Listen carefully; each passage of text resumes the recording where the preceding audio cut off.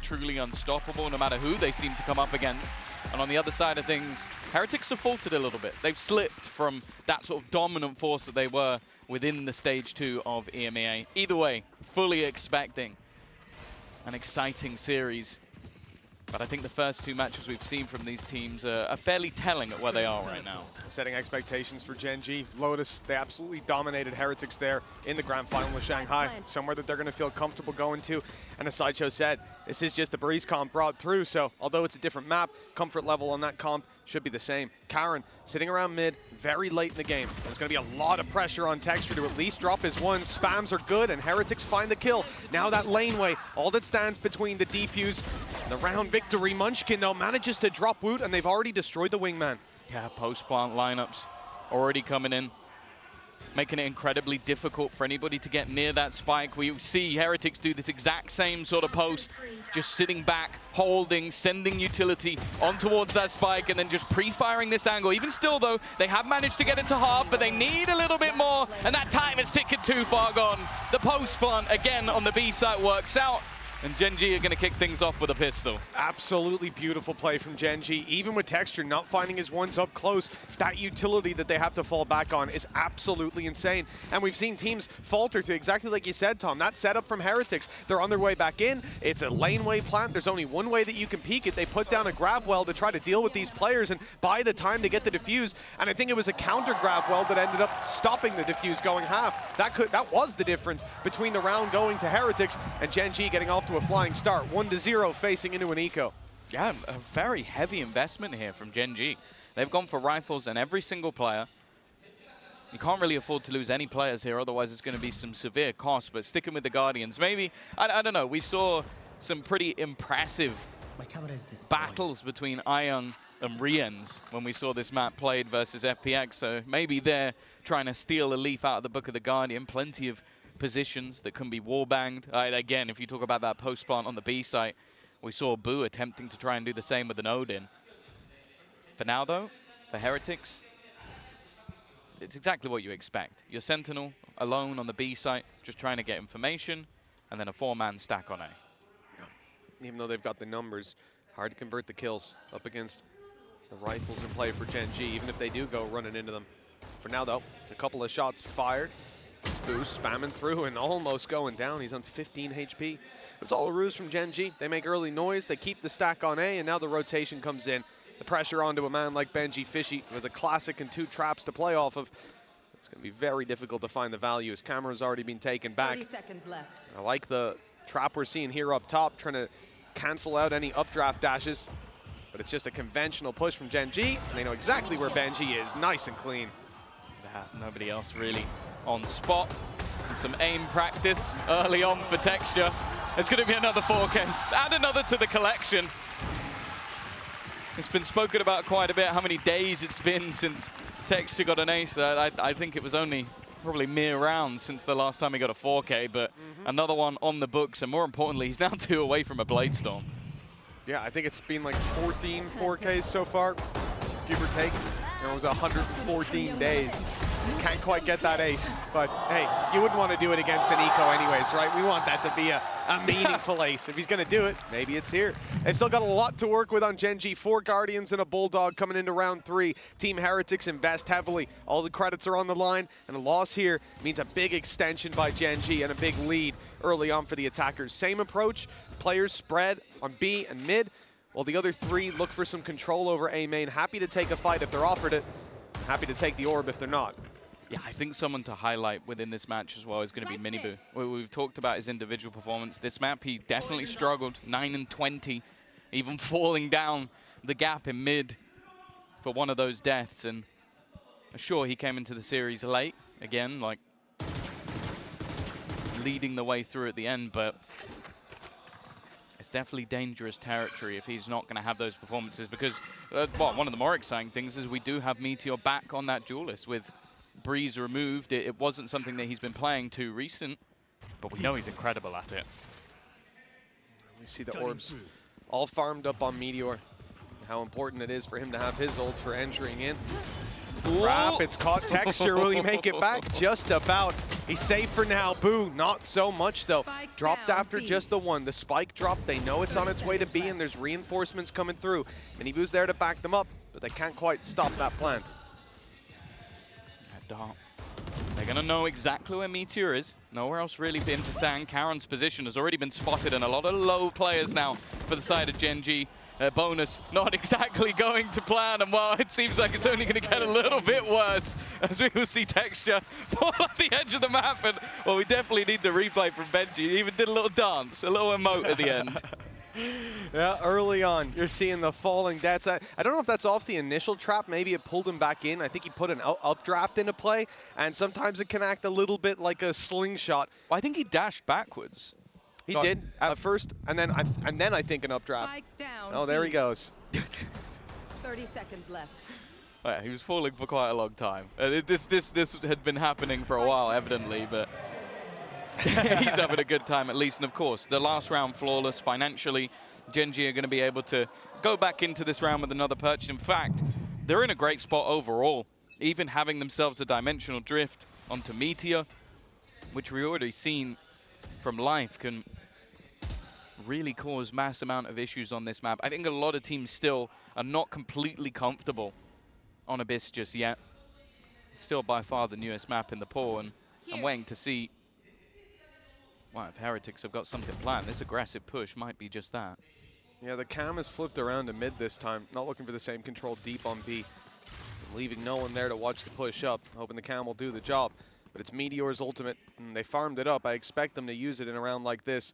Credits on the line, and for Heretics, a little bit of a moneymaker in the last. There goes the ult, immediate TP, so he's nice and close, ready to take this. Already spotting the first. There's a lot of info now. They know there's 3 players here.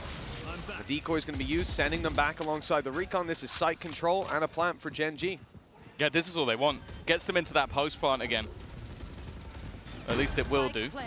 Slightly moved the plant, but it's still going to be a difficult place to fight from, especially with Meteor up close. That's going to get cleared out by the drone. That's something at least, and actually, he gets dropped, trying to maneuver himself back out of position. Utility being thrown in for Heretics, but they've still got 4 to find.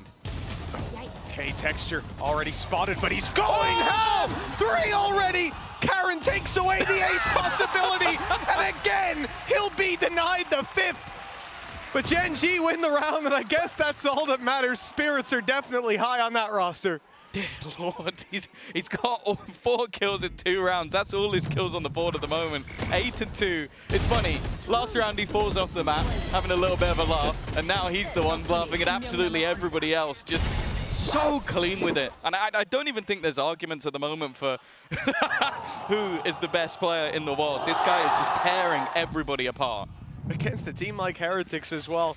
So many individuals we write home about. We've seen them perform on the international stage, make deep runs into the tournament, but that's the story, isn't it? The story is literally they're going through the teams that they have to play at in the finals of international events. That's what Gen.G are doing. The latest, of course, was Heretics over in Shanghai, which they won, but I don't know. The way they're playing at the moment, it's already looking a little bit scary. It seems almost undeniable. One of the best teams in the world, we know, but it could be the Texture. Good for one, and the dash keeps him on the map. He's not falling this time, and it's Minibu who loses his life early on, trading out the death of Meteor. And look at the shift from Gen.G. They know the rotates have come in, and sure, the drone is going to see that no one has actually pushed through that gap, and the Texture's fallen back, but it's all about the position of Boo. He's able to catch Karen, confirming the rotation they suspected, and now slowing them down. The Stars put to cover his retreat, and he's right back to middle. No need to take that fight. With 40 seconds on the clock, the pressure's on for Gen.G to find an opening. Yeah, his only goal was to buy time. The rest of the team fully rotating, but it seems like Gen.G might just go back. And while Benji, I think he's made that realization. 30 seconds left. Even still, though, Munchkin could just make a little bit of noise, try and attempt to bait them, and actually, without spotting anything out, he's continued this push. His teammates starting to come back, but the cam is going to give the game away. And now you're going to see Wu get back into position. Even still, a potential for a 1 versus 1, but with the time so desperately low, there was a moment for Boo But they are going to be making their way on. A nice kill for Woot at least. 7 seconds, and there's the spam. That's a spike down. Round already over. Arians will add the final nail in the coffin. It's a second on the board for Heretics. And what a big round from Boo. Great push and pull, and yeah, it's just the fact that they get Boo into that position. Gen.G have played slow, they've pressured A, they've made noise in a number of rounds, but they've always left Karen behind and often Munchkin to watch middle. But Karen wasn't sitting outside B this time. Any other round, Boo would have had an early fight on his hands, a scrap, but instead, Snake in the grass confirms the rotation and locks in the round as a result. That's 3-2 now. The gap not going to be extended by Gen.G, but they're still able to buy up. Still have that Hunter's Fury to work with after last round. And a slower approach, this time more focused on that B site. They want to catch Boo pushed up, but he's not giving them the fight. I think a lot of this is going to come down to timing. Big Utility being expended into that A site. The Viper screen put there, but it is all a ruse. I think maybe the TP will have been heard. I think Boo was close enough, has that information, but caught sleeping at the wheel. Now it's on to Woot to try and defend this. The flash was good, but the counter flash was even better. He's just stuck in the corner. He can't even retreat for free, knowing there could be someone peeking from the box. He's trying to force the fight. Catch at least one as they fall back from these plant positions, but there's nothing to be found. Rooting himself around the edge, and there it is.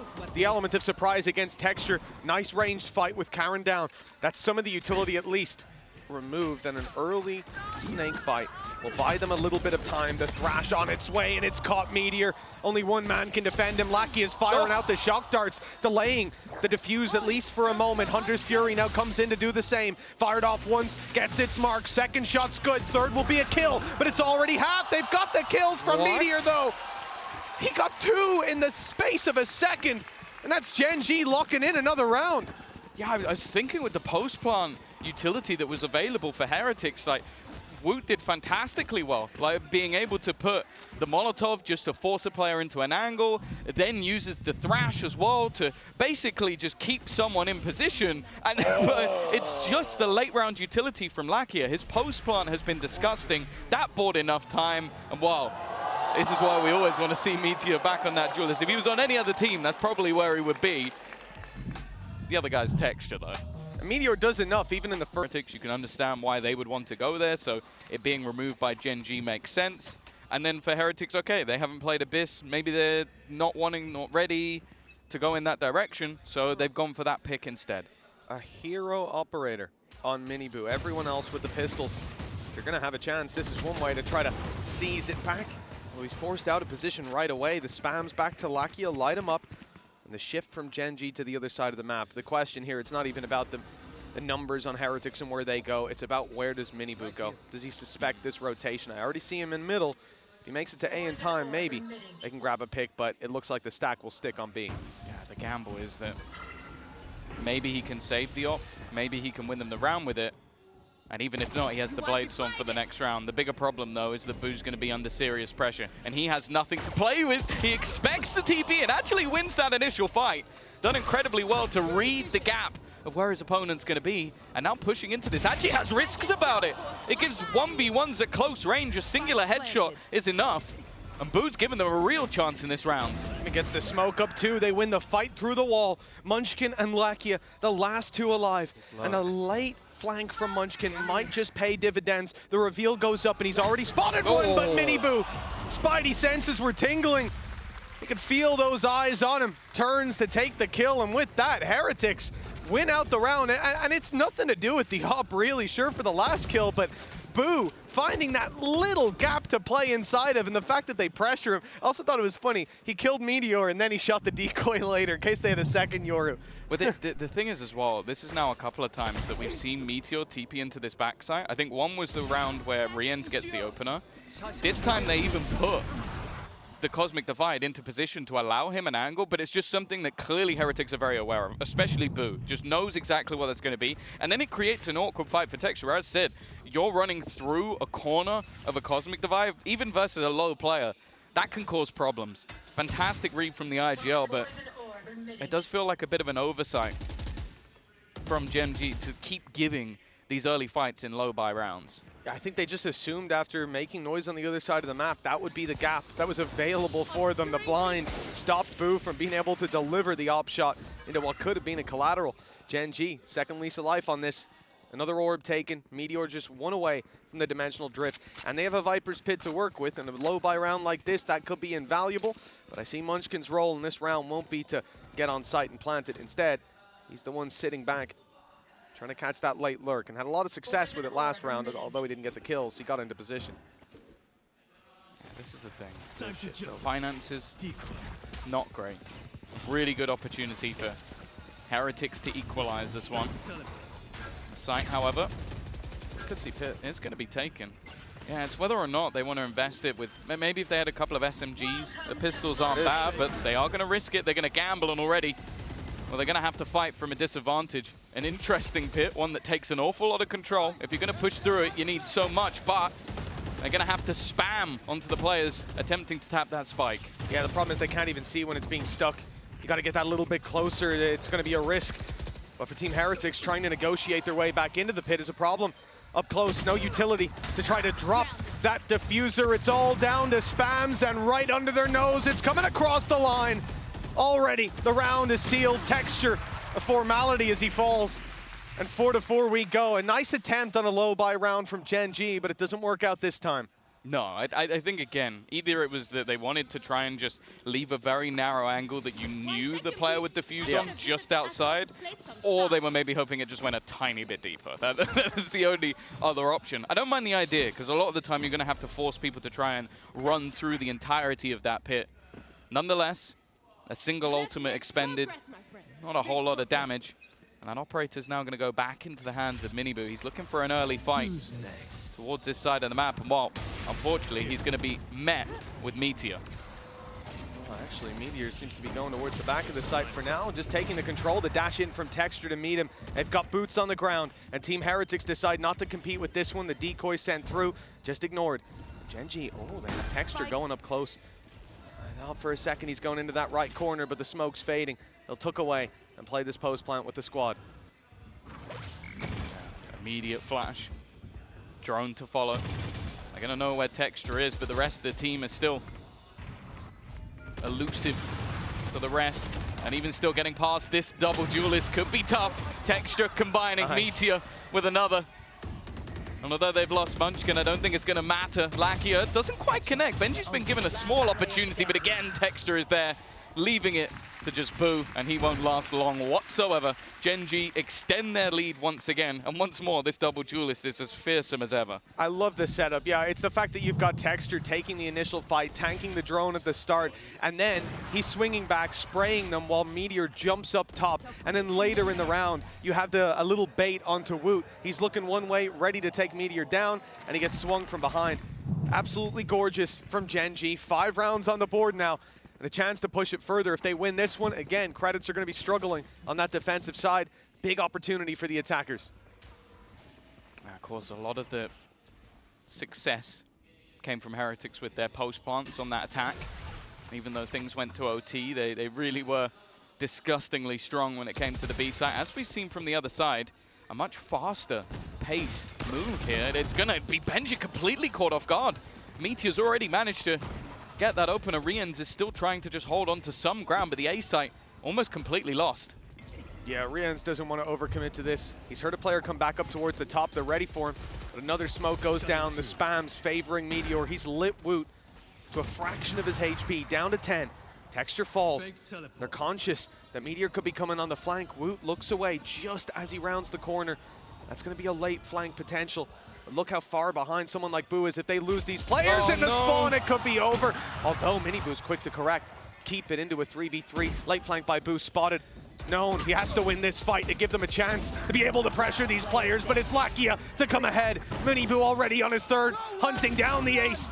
It's been evading the jet on the other side, and he won't find it this time.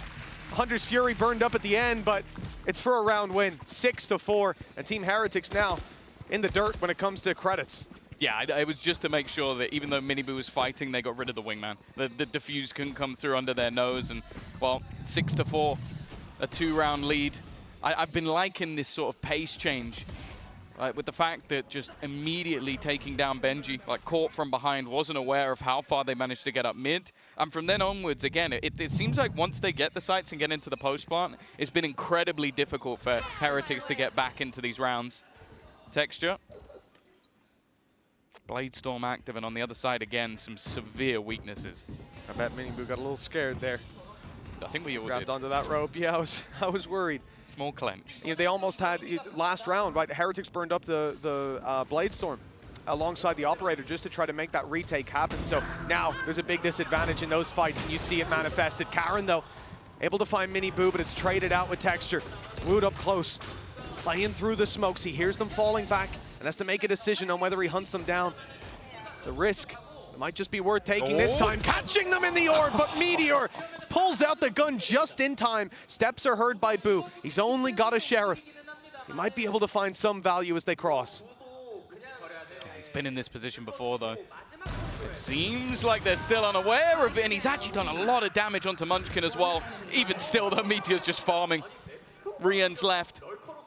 We've seen him pull off crazy rounds with the Guardian. This wouldn't even have to be the best of them. First kill's easy. But the other two players are going right over to the other side of the map, and he's still going to be wary, because Karin likes to be left behind, likes to be left to lurk. And for now, that's exactly what he's doing. I love that from Meteor. They don't know where the last guy is, so they send out the gate crash towards the A site. He goes to link up with his teammates. Someone dies on B. All right, give me the spike. I'll go plant. And now you get that late round potential for Karin. Reveal goes out, so Karin knows he's not lurking on the right angle, but Meteor cleaning it up. 4 kills in this round, catching Rien's off guard to close it. And now 7-4. The lead guaranteed at the half. The question is, by how much? Yeah, this was always the reason, or one of the reasons, why their composition on Breeze was so deadly. It was the fact that just Texture and Meteor as a duo on Duelist has to be the best of the best. Like, it really does seem just impossible at times, and with his constant repositioning again, it's now going to be Meteor adding another 4K to the tally. 7-4 up. The map choice of Heretics. I think many, including myself, believe that Lotus is going to be a tough ask for Heretics to turn the series. And getting a 5th, maybe even a pistol, Who's next? it's going to be paramount. Same TP we've seen before from Meteor. Uses the ult, gets up close. Last time, Heretics gave the site up completely. This time, that's not really an option with Boo so close, and the decoy distracts him just long enough. One more bullet could have done the job, and down she goes. Okay, Gen.G able to eliminate Texture, keeps the numbers competitive, but Meteor's got a flash play, even on low health. He's not falling back, he won't be deterred, but the Hunter's Fury makes it more interesting. 3 still standing, but once more it's those post plants. Munchkin's even, well, we've seen this one before, sat there with an Odin in the backlines, just waiting to spam onto the spike. They've still got the snake bite available as well, and they can try and pull players away. Now they've cleared all of the close positions. Miniboo maybe having that realization, but there goes up the orb, and now it's left all onto Munchkin, just trying his best to buy as much time as possible. It has already been half though, which could be a problem. Miniboo needs this kill, and while anything else isn't going to stop it. Heretics at least have managed to get themselves that 5th round, but even still, it's a solid half for Gen.G. Absolutely. Yeah, this attack side's really heated up, especially towards the end. Got their streak of rounds, and they've been looking competitive. Now we move to the defensive side, and a different challenge for them. But if players like Meteor and Texture can keep it up, this double duelist look incredibly strong here. Either way, we're going to be off to the interview with some of Gen.G's family.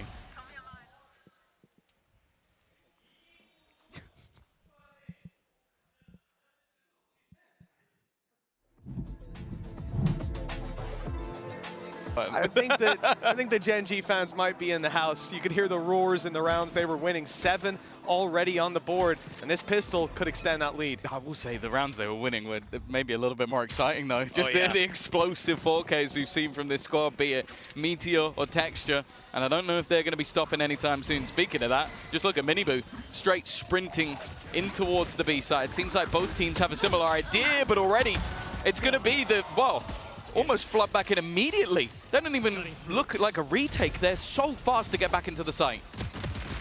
Munchkin swinging, but nobody can get ahead of Meteor.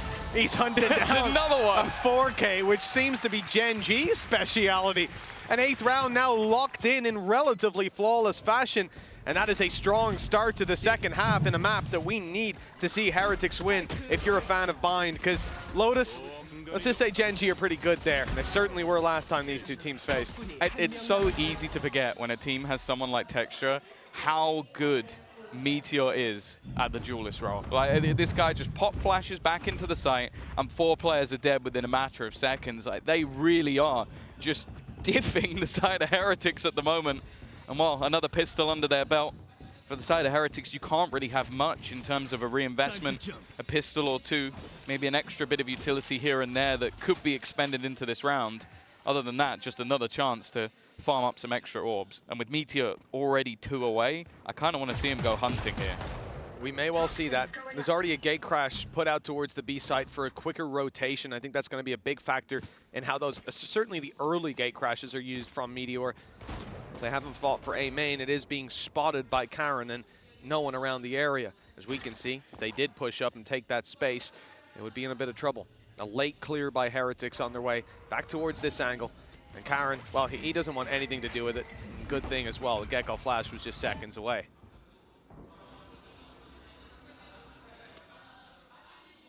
Definitely being patient.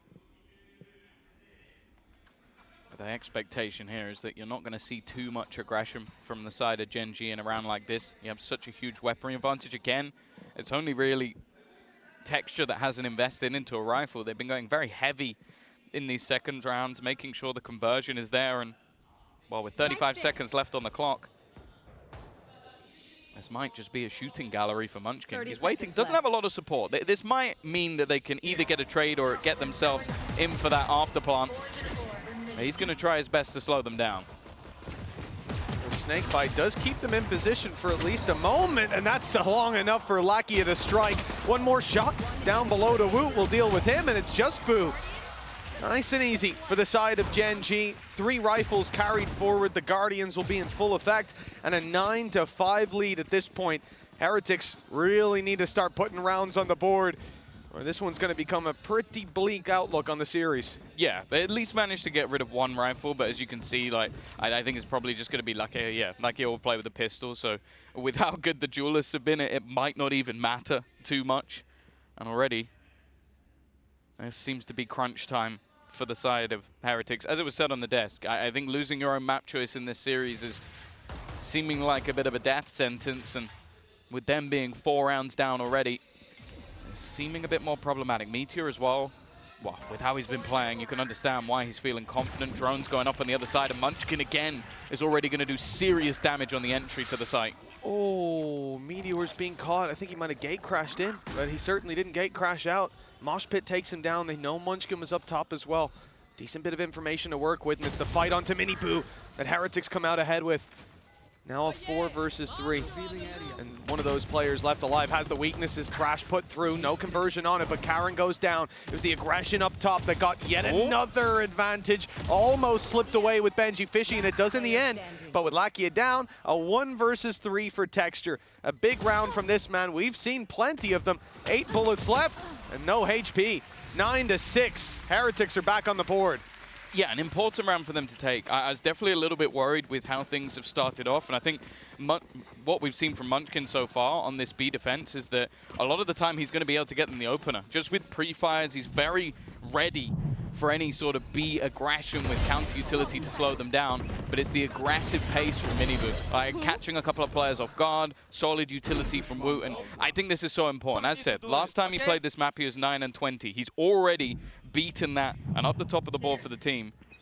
If Minibu can build into the tournament, as Heretics have sort of talked about as a roster, as his brother talked about in the interview earlier, that could be the team that, well, went on the run to the final, even if he wasn't there for it. Similar setup to what Gen.G were going for on the attack side. One player lurking B, one lurking on mid, but Boo overextends slightly, gets his head ripped clean off. A valuable opening duel for Gen.G. They don't have to get out of position to do it. There's no risks that can be punished, and the spam from Meteor is absolutely perfect, deleting Minibu on the right angle, and now The split here from Gen.G.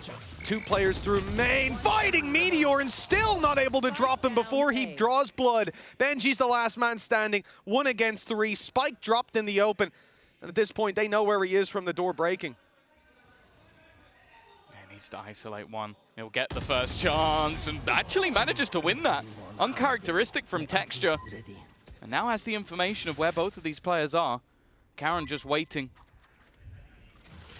Watching towards the spawn, but the time now gives the game away. It's not clean, but still Gen.G's getting the job done. Another kill under his belt. 25 seconds to play with, so doesn't need to go for the plant just yet. And you can see Munchkin slowly making his move. The cam is actually going to give it away. He now knows exactly where his opponent is. May be able to try and retrieve that spike, but is almost trying to bait in his opponent for the fight. Try and get him to peek this one, sticking it all the way, but that snake bite is going to slow him a little bit more. Munchkin, a safe pair of hands. It got sketchy, it got dangerous. But even still, Gen.G come out with a round. Really well played by Munchkin. You could see as the time started to tick away, he knew what he was facing. He knew the initial plant, the snake bite denies it, and then you know he's going to try to fake it, but the timing absolutely perfect. Gen.G though, he really did a good job in this 1 versus 3, especially like you said, a rare whiff from Texture, and you really got to capitalize on those, and he very nearly did. But a 4-round lead still for Gen.G, and the economy a little sloppy for Heretics. They're going to go in for a mixed buy, a couple of rifles, so some potential still.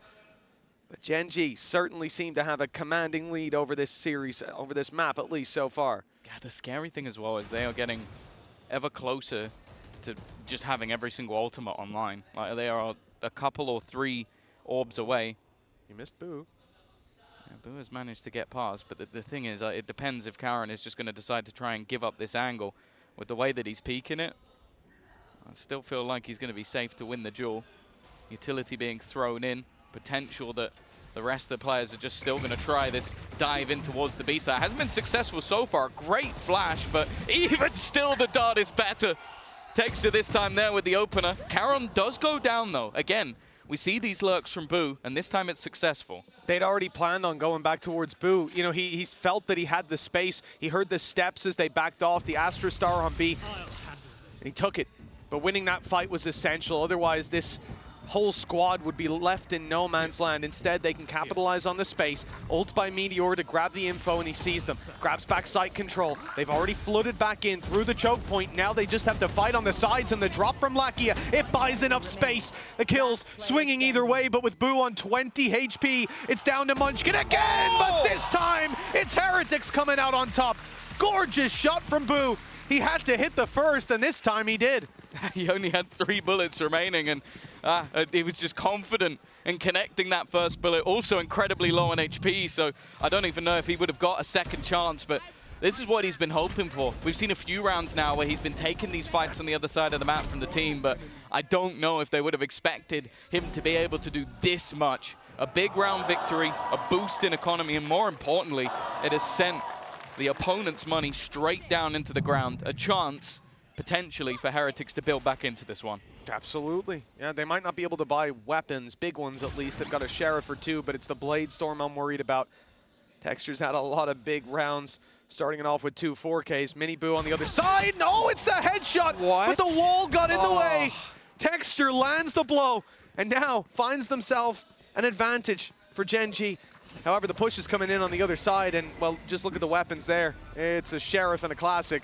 I'll find it tough to deny this plant, or even to get damage. Yeah, a little bit of chip damage to Wu. An attempt by Karen to slow them down with utility, but that hasn't happened. And unfortunately for them, the player they killed didn't actually have a gun to play with, so they haven't been able to retrieve it. Clearly the pressure being felt, though, as Thrash has been thrown in. An extra cost to this round. Meteor will fall, but again, a few players now a little bit low. There is potential for Gen.G to at least make this one costly. Yeah, all eyes on the Blade Storm realistically, but 39 HP, it's going to be tough. You almost need the instant shot, and it's Gen.G to land it. A 3rd for him in this round, and no, not quite the 4th. Karen somehow making this very costly with just the Classic. They can't reload the retrieved rifle in time. Double digits for Gen.G, but they're being caught up on. Now the gap down to 2. Yeah, again. I don't mind the way that Heretics are just making sure a lot of that early control can't be taken. Even in this round where it's just looking at Miniboo, he was one away from a Blade Storm, put him on a pistol, leave him on the other side of the map just so you can watch for that utility. And then their overall executions as a 4 have looked pretty good. I think especially the usage of that Dizzy. This time though, it's looking a little different, a little bit more direct. And with Texture having an operator on the other side of the map, doesn't look like he's going to be challenged, at least for now. Certainly pressure being put on A. This is going to be quite a quick play from the side of Heretics. Waiting out that grab. Well, Karen, he's still in the corner. He's got some support, but the flash has blinded him for a moment. Woot did so well with that. The Dizzy took the side away from every player on site, and then it's an easy round. You'd imagine 4 versus 2, post-plant util for Rian's and for Boo, and Gen.G not even going to try this one. No, and that's the risk of playing those close corner angles. Like, it almost worked out for Karen. Well, he did manage to get himself one, but then when the Dizzy's in, it's so difficult to either like take the fights with the players that are swinging you or manage to actually shoot the flash instead. I think either way, he was going to end up dead. I think the same fate was there for Meteor. Again, the Dizzy having high impact and Woot himself being able to find that many kills. They're starting to get there with this attack side. And obviously, for Texture, Munchkin, saving the rifle, saving the operator is the main thing they need to do to make sure they can at least challenge a bit in the next round, because the rest of the players probably won't have too much to play with. Good resurgence. Look at this from Wu. He even got blinded himself. I didn't notice that. And the triple on the back of it. Absolutely gorgeous. It could just be the case of, okay, let's see if they go this way. If we can sort of hold onto the site as 2, use those rifles. If they don't go this way, we just save them again. I think it's the right call, for sure. Play the gamble, they'll push up on A, try to force the issue. Adding in a bit of a curveball to this round. Shock Dart as well, thrown in for some damage, but doesn't land. It has slowed Heretics. And the idea here, you contest it early, you get the space, or you manage to push them back in the other direction. A lot of the time, that's what we'll see from teams after seeing that kind of resistance. In the late round, they'll expect that stack to be on A. The op still sitting around mid. Texture's making me dizzy the way he's flicking back and forth. It's the rifle on Munchkin. If it finds 1 or 2, yeah, it could be huge, but Heretics aren't committed yet. Surprised if they do end up heading back to B. I was going to say, the orb is still there, so they could go retrieve that, get Thrash online, but it seems like, at least in terms of where they feel confident, the drones made them go back. Site might be there. Now they are going to head over, and as said, if they get the orb, that could put them in a pretty powerful position. The only thing I'm worried about is they're heading back into the operator, the rifle. That's also where the Viper's Pit could be put into play. And there's a Hunter's Fury for Lakia if he wanted to try and buy time on the plant, if he could rotate into position. That's the main danger, but they don't know they're walking into it. They have absolutely no idea. There's the snake bite, even going to cancel out the drone. 20 seconds left, barely any time. You can't take this back in the other direction. It's time to commit. Viper's Pit goes in to slow them, but Texture, another uncharacteristic whiff. And the plant around the backside. The pit's not covering it, but the Hunter's Fury stops it. Lakia grabbing one, looking to do a bit more damage as the push comes around the back, and it's beautiful! Karen's dropped him just in time, and with the spike down, the round is done! Gen.G have made it work! An absolutely gorgeous game plan, and what a result! They were set up so perfectly for that. Denying them the space on A, the expectation that maybe the rotation would go back to A because they'd seen so many players there. Instead, Heretics walked directly into the trap. The Hunter's Fury, as said, was ready and waiting to delay just that little bit more. And then you just have the wraparound from Karen while everything is going wrong, while there's a mess that's been created. He's able to capitalize. That is a tough round for Heretics to lose. They've still got the finances. They've still got Thrash, and well, they've still got their lives. Can be thankful for that. 11-9 lead, even with a couple rounds where Texture's not his usual self. He's gone back out for more. They need to be careful, but they are lined up in a firing squad, waiting for this peak to come through. He might get one, but he can't get out, and not even the one to be found. Punish from Miniboo. The rifle's in play for Heretics, matching up this time against the early aggression on A main. They won't be sent back in the other direction this time, at least it'll be of their own accord if they do. Now we've seen one double stack pay off, maybe another can. For Meteor, the potential for an ultimate. The dimensional drift not far away. Munchin's going to be forced off again. It's the same, but with his fallback, Boo is there to capitalize. They finally managed to isolate that man. They haven't spotted Lakia. Even still, with a two-man advantage, they now look to head in on the other side of the map. Karon again trying to delay them as much as humanly possible, but both players within the site will fall. Lakia, the last man standing, and well, no doubt going to try and hold on to the gun. Very similar to what we saw last round in terms of the drones having super high impact. Yeah, the fact that you tag the player up top, you know he has to run, and that's when the swing comes in from backside, even waiting late into the round. It's the benefit of having global utility like that from Astra. 11 to 10, double digits for Heretics. You know, you would have thought they'd have it in the last round. They've gotten here in an unconventional manner, but the gap is down to just one again. Gen.G, though, they've been guarding that lead with their life. See if they let it slip this time. Yeah, I think, again, this is just another bit of credit that needs to go to Boo. I think he does fantastically well, even if it's just like a micro thing, like reading the way that an individual is falling back or how you could potentially pressure someone into making the exact move that you want them to do. I feel like he is someone that is a little bit underrated in that regard, especially on this map. I think he has a great read on how to play that attack side. 19 and 13 right now. Munchkin again, it's the same. Initial contact, snakebite down, trying to slow them as much as humanly possible. This time, though, there is no opener. There's no success for him. Mostly weak weapons. Guardians are on the way to help out. Guardians of the B site, see if they can hold it down. Meteor does well to find one, but that's all she wrote. Defense here by Texture, steps into the smoke, loses his sight for a moment, but now he's got his sights set on a round victory. We're tied 2 versus 2, rifles for both, and the Guardian from Texture has been sublime thus far. Spike in the open, but a smoke to retrieve it. It's not dropped in the kindest of positions. Karon can play Overlord, fight from above, and it's left on to Boo again. 55 HP. A bullet will do the trick, and he knows that he needs to try and isolate, but that's why Gen.G are going to look to team up together, fight this one, and I thought maybe he'd get away with it, but not quite. Karon and Texture, a deadly duo, if ever I've seen one, and once again, the success on the B side just hasn't been there. No, it hasn't. Player like Karon's having so much impact in this game. Those 2 pieces he's found in a number of rounds have been the thing that tips the scale, dropping the spike just a number of rounds ago in one that they didn't stand that much of a chance in. Here, the reposition is absolutely perfect. You see it as soon as the first kill is found, the simple evaluation. I fought one close, the last guy was in heaven, and he's going to swing off that contact, of course. But Karon's a little wiser than that. He's not going to make on the board, not having the same success. Sure, there's been other people that have stepped up in response. It's not like they are being boomed out of this map, but he's definitely a piece of the puzzle that they seem to be missing right now. Texture's going up with the operator. He's careful of where that gap is, doesn't want to go falling. Boo keeps this up, takes a peek. In that window, he could be in a lot of trouble. Over on the A side, already the dash in from Mini Boo, as he now looks to hold up close, but the spray is a bit whiffy. Again, Karon's able to make it work, but Texture falls on B on the rotate. An advantage now to play with for the side of Heretics.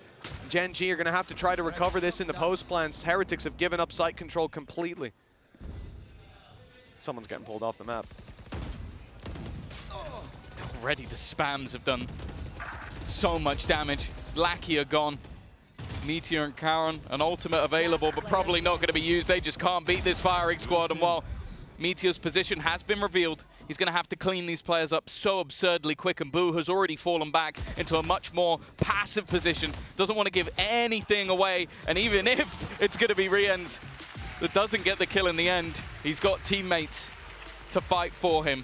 Another successful execution on this A site. As said, I think the A site plays from Heretics have been sublime so far in this second half. They need themselves one more, and then we get talking about the record they have in OT, which I'm not gonna lie, I can't remember the numbers off the top of my head, but it's something like rounds 1 was like 12-3 or 2. Like, they genuinely are just a monster when they get into overtime.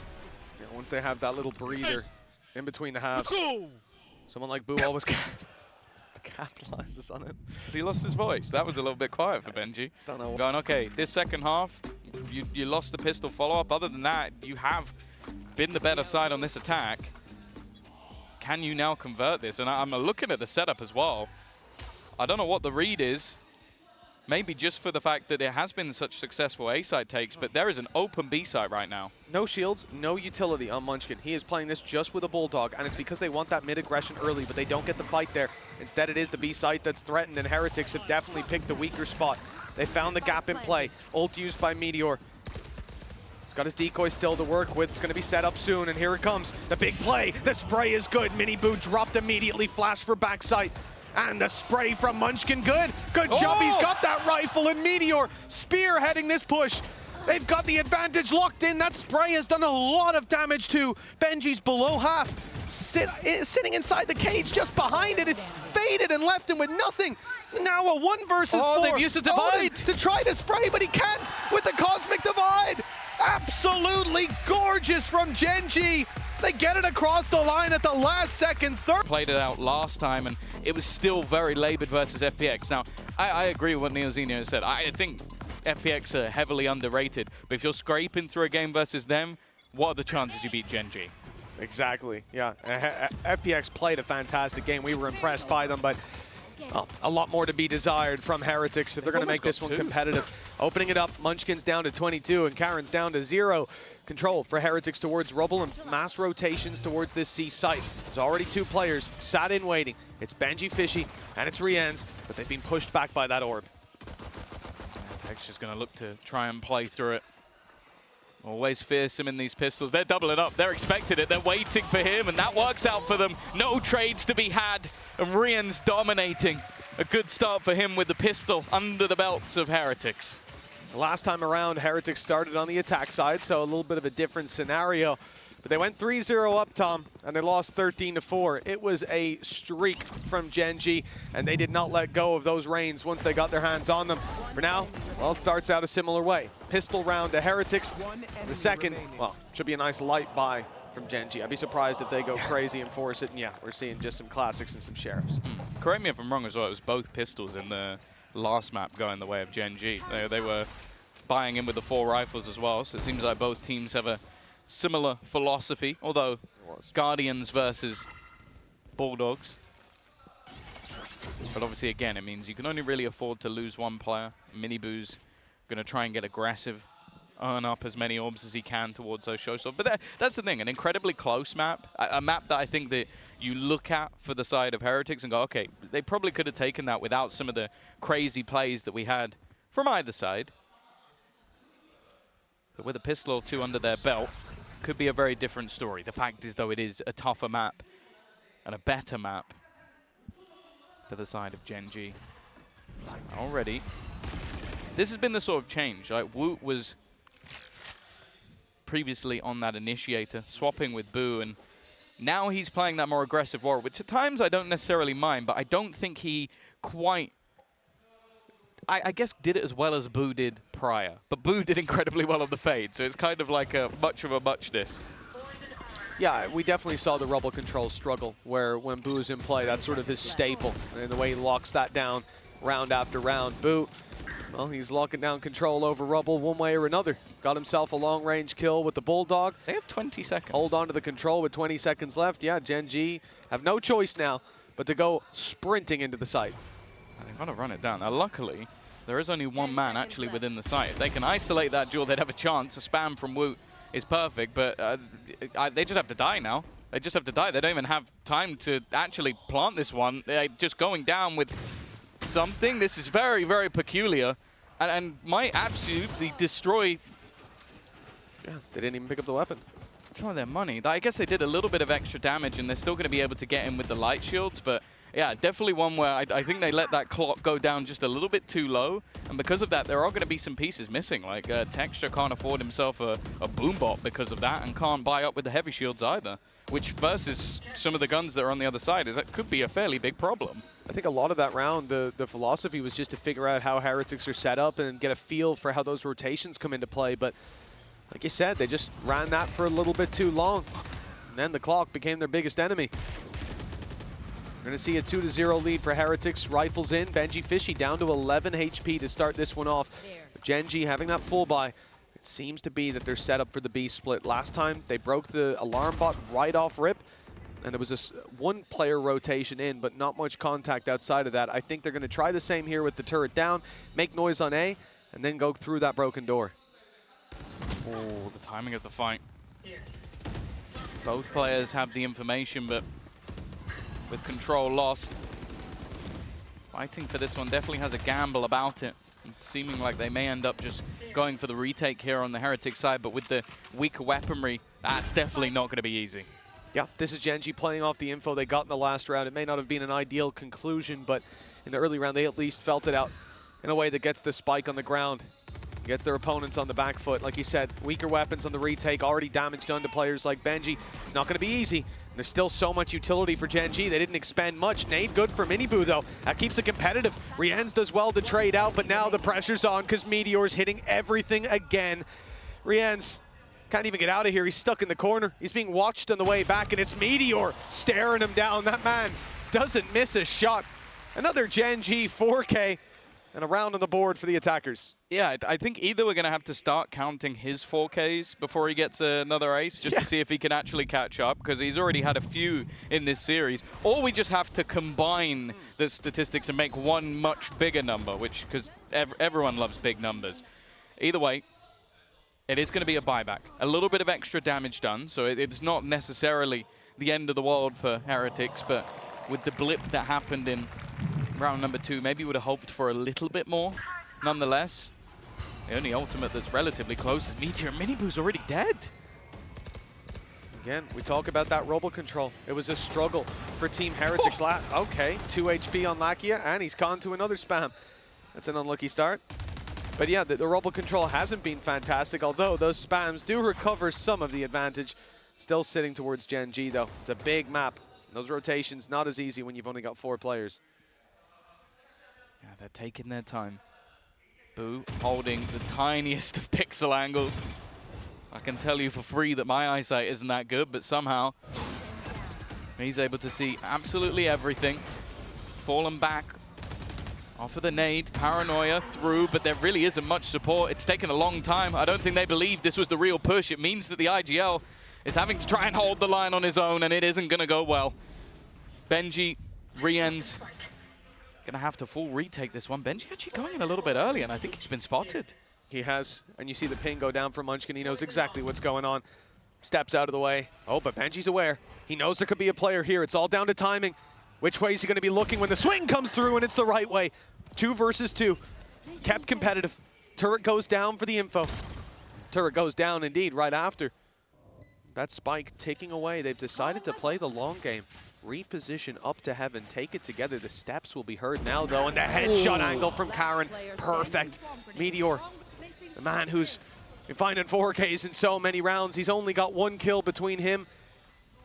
And that lead taken out of Heretics' hands. The defuse needed all the way, and Meteor sticking close by.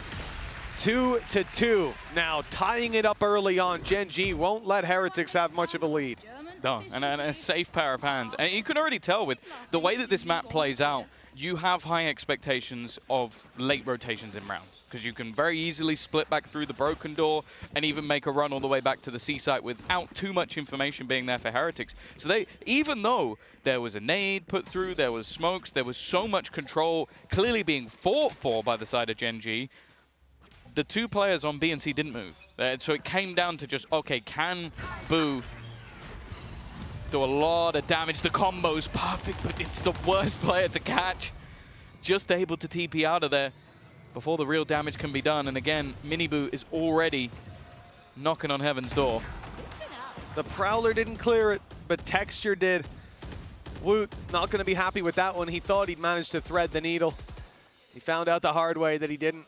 Like you said, Miniboo, 2 HP. The swing from Boo into heavy traffic, only spotted by the 1 player. Flank up by Rienz. If they can slow them down and send them in the other direction, Rienz could have some serious value to find, but it's being watched this whole time. Karen's been staring at it. And well, he got a good sight on that bullet coming straight for his head. Nice clean equalization, but they're pushing up, and 2 HP. Miniboo still gets 1. It's made things a little bit more costly. We know what they can do with the Sheriffs, and they're probably a little bit wary of their flank at the moment. May want to try and take some extra ground away, and Boo, well, he's got no choice but to fall in, but the utility is perfect. Pinged up, tagged up, caught in position, and it was all too easy. Valakia, now one man standing in the form of Rians. As I said, he had a quieter first map, but we know what this guy can do, especially if you give him fights, but look at the position of Texture.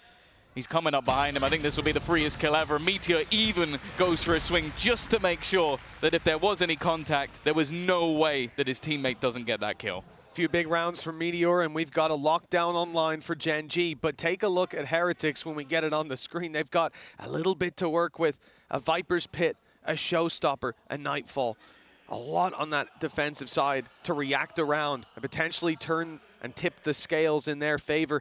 But everybody on Gen.G who hasn't got an ult is just one away. Yeah. This is going to be a chaotic round or two ahead of us. And you're talking here about his versatility. The guy's currently got more kills than the rest of the team added together. And Texture, slow to start. Won't last long. But once someone like Texture's activated, this is going to be a completely different game. One kill for him, and it will be the Showstopper online. Like we said, everybody on that attacking side either has the ult or is just one away. And so fighting for the orb early often makes sense. Texture's trying to get the orb with a kill. Doesn't quite catch Benji, and the orb goes to Munchkin in the end. Viper's Pit, Lockdown, and Nightfall for the attack. I felt like that was almost a comment of, okay, we're going to give the orb over to Munchkin. He's like, no, I'll get my own orb. No worries, yeah. I think you can stop me, but not the case. Boo's about to come under some pressure. Util will clear everything but the box.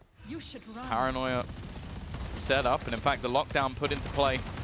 Don't know if they're going to be able to challenge off this. May want to try and push more aggressively on C, see if they can spam it out, but instead it looks like they're just going to have to give this one up. Now, the defense themselves have a lot of ultimates.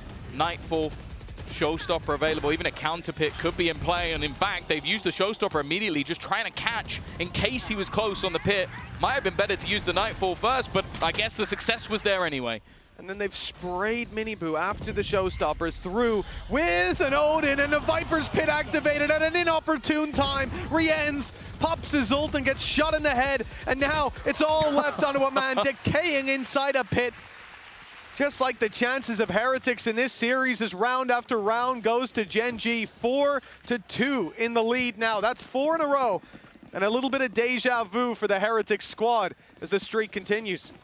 Yeah, they look so good. Again, look at how many ultimates have just been used for the side of the defense just to try and get this round into competition. I don't mind the Showstopper being used just to try and catch the Viper, like exiting. You're going to fall back immediately just to try and get the integrity of the pit and make sure they have to run through it, but it doesn't connect, and then it's just all falling apart again. Karen, we've seen this fight so many times, but every time there just seems to be a response. Nice work from Boom Woot, though. They're making this one competitive. Karen, we know the performances this guy can have, has some support from Meteor, who has plenty of weaponry to choose from, and on the other side, they haven't found anything yet, just those pistols, and that's going to be their undoing. Of course, it's Meteor yet again finding these kills, pulling the round back into contention, getting themselves a plant alongside it. Benji now up against 2 with a Marshall on the retake. Really not the weapon that you want for this. And they're both focused on the Heaven play. With an alarm bot covering the walk down below, there is no element of surprise to be found for Benji Fishy. The turret now watches the angle they expect him to come from, and Meteor is going to swing on that turret's contact. For Benji, retrieving a rifle seems to be the best option for him. He has a choice to save it or to commit. There's a nano waiting for him on the door. He's going to lose a lot of his HP and still has to take down 2 players in a timely fashion. The turret now looking to do its own damage and get his own little assist in. 8 bullets, and none of them will at least land the kill shot. Sure, Karen's on 21 HP, but Gen.G are on 5 rounds. It's just the discipline. Just to hold even when you've lost a few players, like nobody overextending of the remaining 2. And then just the way they played that post bomb. They knew that they were ready with that advantage. Didn't need to give Gen.G Fishy anything. If he has a Sheriff, we already know that he could have turned the round on his head, but just nobody faces him. Nobody gives him an angle that he can fight. Had the turret for contact, the smoke, so he had to run through it. Doesn't know what's on the other side. And then even had the nanos ready in case he tried to run through either angle. It was a perfect post plant that gave him no opportunity. Now though, Odin brought into play. Information gone and Showstopper used as well. Well, they know exactly where that Odin is, but they won't be able to root him out of position. Rienz does well to defend him, but with the door open, Boo loses his life. 4 versus 4. Boo's done a little bit of damage, tickled up some of these guys. Meteor, though, sneaking his way right through, up close. Does Gen.G suspect it? It looks like it. He has an idea, and he strikes just in time, just before Lakia was ready to swing and trade. Yeah, I think also Lakia just had a little bit of hesitation holding the spike. If he's unable to get that kill, he's going to wait for his team. Minibu as well, this aggression.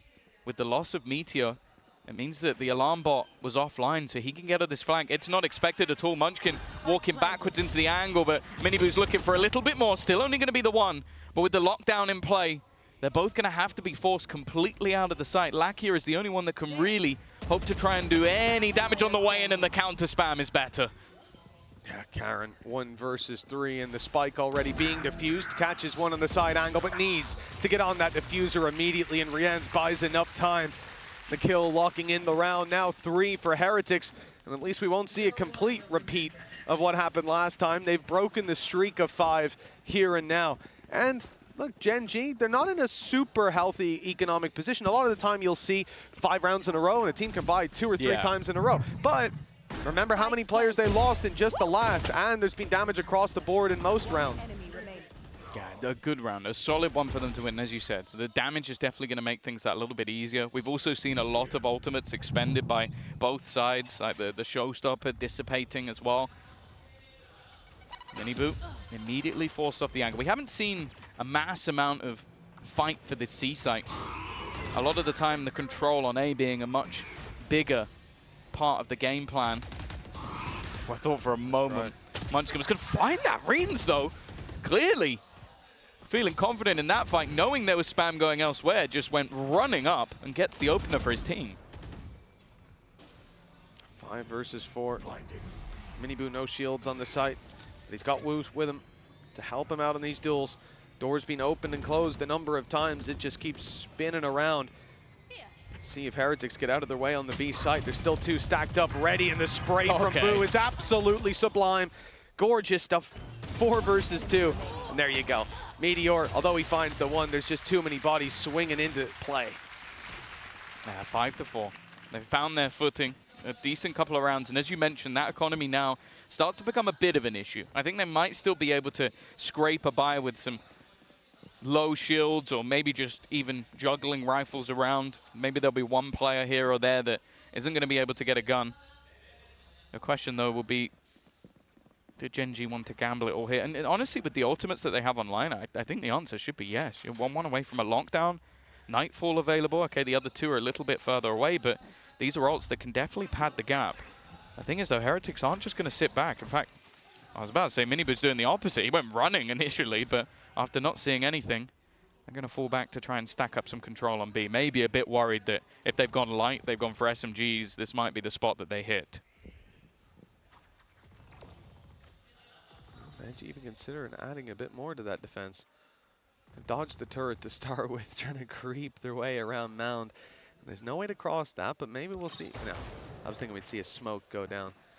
The idea perhaps being that they'd be wide enough by the time the turret sees any of those players that someone would swing out just to check. Is it one guy far away? Is it? And bang, you take his head clean off. Gen.G, though, go back in the other direction now, and they have successfully dragged rotations. C-site now double stacked up like we saw before, and that leaves A a little bit weaker. But you've still got Boo on the Odin. Still has his ultimate to work with, too. That's the bigger thing. With the ult, he can delay a significant amount of time, but it also allows him space to fall back if needs be. And I think it might be. Like with Meteor's lockdown online, I wouldn't be surprised if they use it. In fact, no. They're going to send the Nightfall in instead.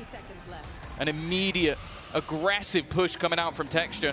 He might not be able to hear, but he's hoping the same's on the other side. The reveal is perfect coming out from Lakia. But even still, it's only going to be the 1. But with the plant in, they're going to use the lockdown. This will buy them even more time. Gen.G have a foothold. Karen falling below, but he's been spotted. The swing in from Rihan's not good for anything as Lakia lands another, and Meteor's there to back him up, recover the rifle as well, give them a fighting chance up against Benji. He failed in the 1 versus 2 last time. He was ran around the discipline of Gen.G, got it across the line, and we may just see the same again with Meteor swinging on the back and Munchkin on the front.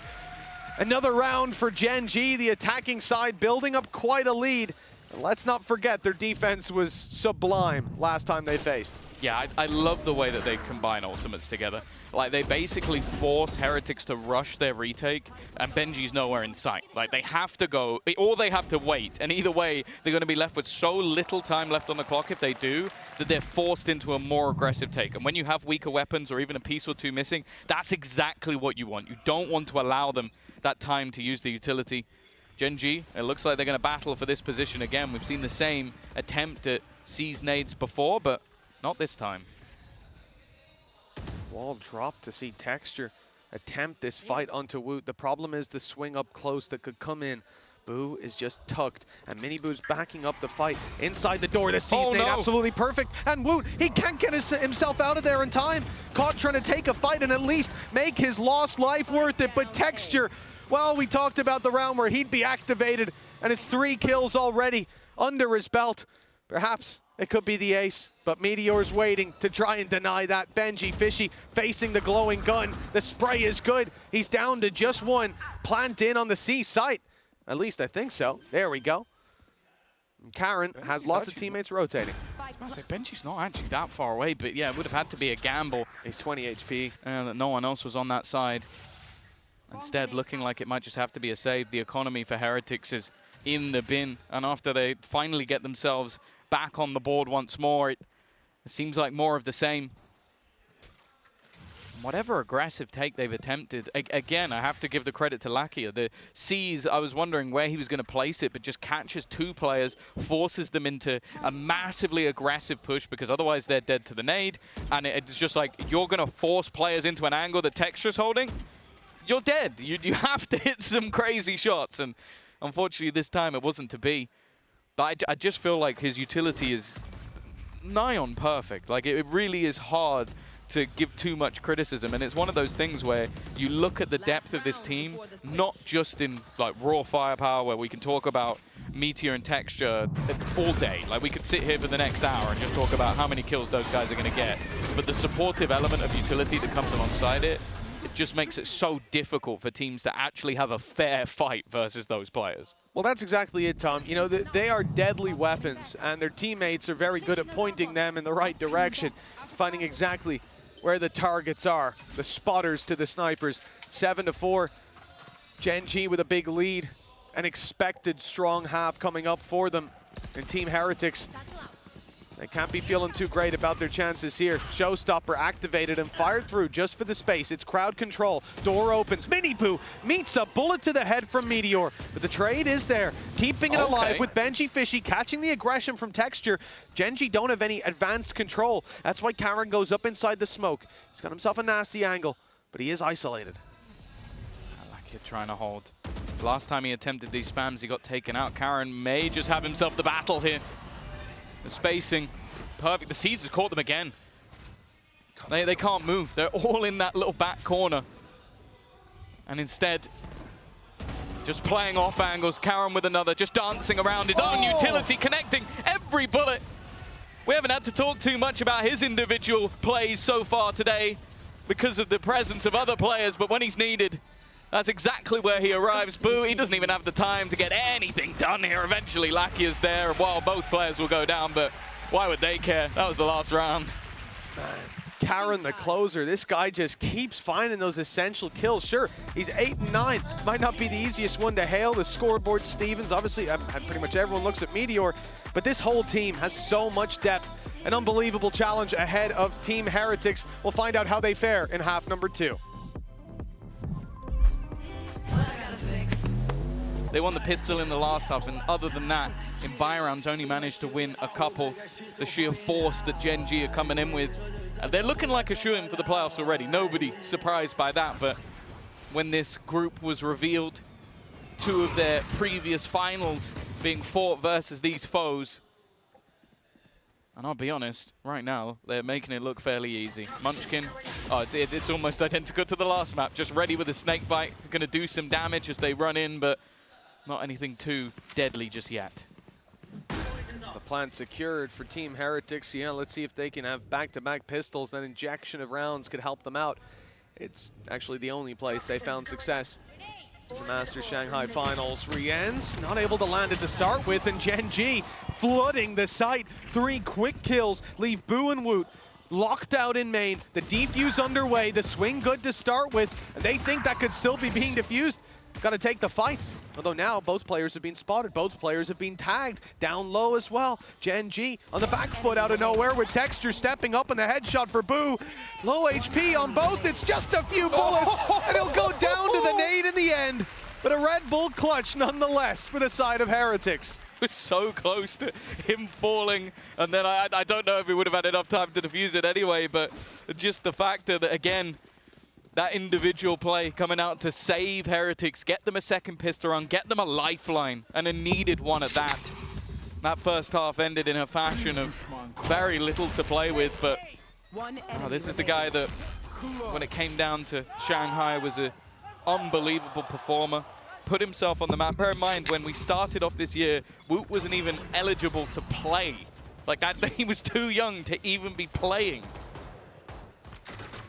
But no doubt, him and the rest of this team have made a name for themselves. Come back here would prove once again why you can never doubt this young squad, but I think that it's been proven time and time again that Gen.G, once they get into those buy rounds, once they have the utility to play with, are fierce, and they've even put a little bit extra into this round. Obviously having the plant and the cleanup of players. I'm scared of that, Marshall. I'm kind of hoping for Heretics' sake they don't go that way. Well, they did smoke him off to start the round, and now his turret's being destroyed as well, so limited opportunity so far for Meteor to land a shot, but now one is presenting itself. Benji's only got the ghost, so he's happy to take some risks, and honestly, Lucky, the Texture. I don't think Texture was paying attention. I think he was like, okay, my teammate's got the cross. I could just have a mid-round nap. Looking at the mini-map or something. Oh, the shot just about evaded by Benji Fishy, and he's on his way to the A site, which is now mostly open. Just one player, just a classic. They've not seen him to start with, and well, Lucky, he only gets the one. A better weapon there, and that could have been a disaster. Lucky, of course, is invested into utility, but it seems like he's going to wait the teammates to round that corner. Still a couple of Sheriffs to play with this time. I think for the first time, the C's is actually going to go amiss for that defensive side, but it's already the read. The Sheriff finds one, gun picked up again. Even just making this costly could be huge, but they found a Guardian now.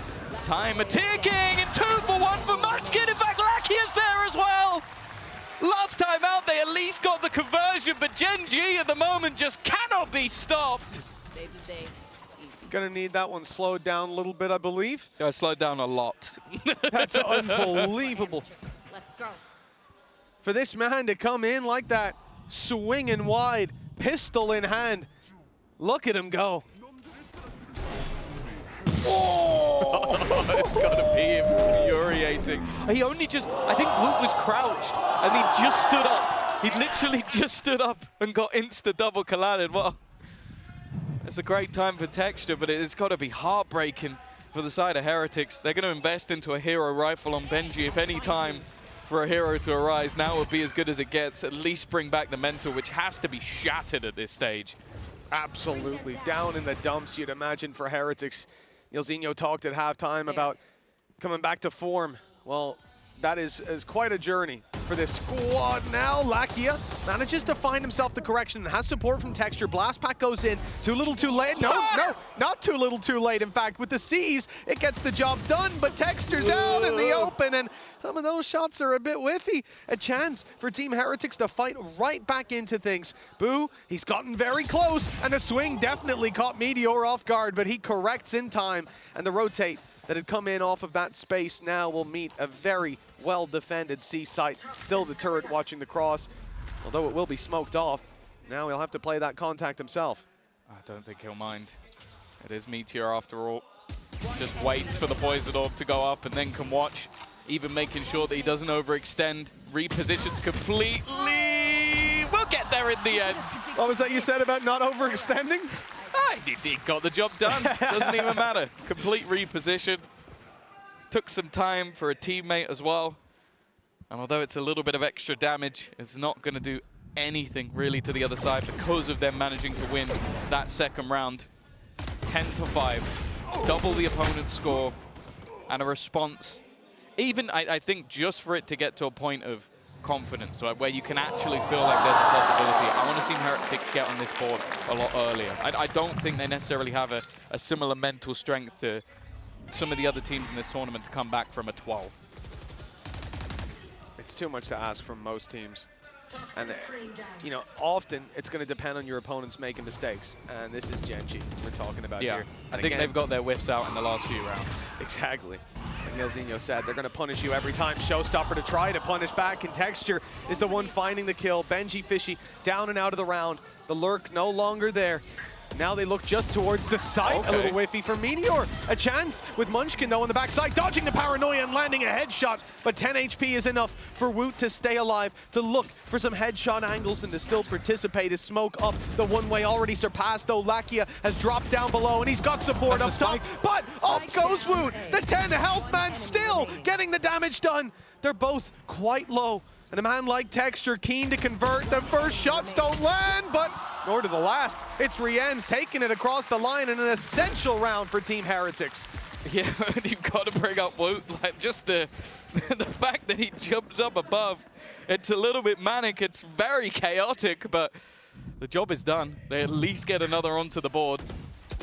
Well, the fact that he's able to isolate Meteor, someone who's been such a threat, gets dinked up and then just going up behind the opponent, even being traded out at the end.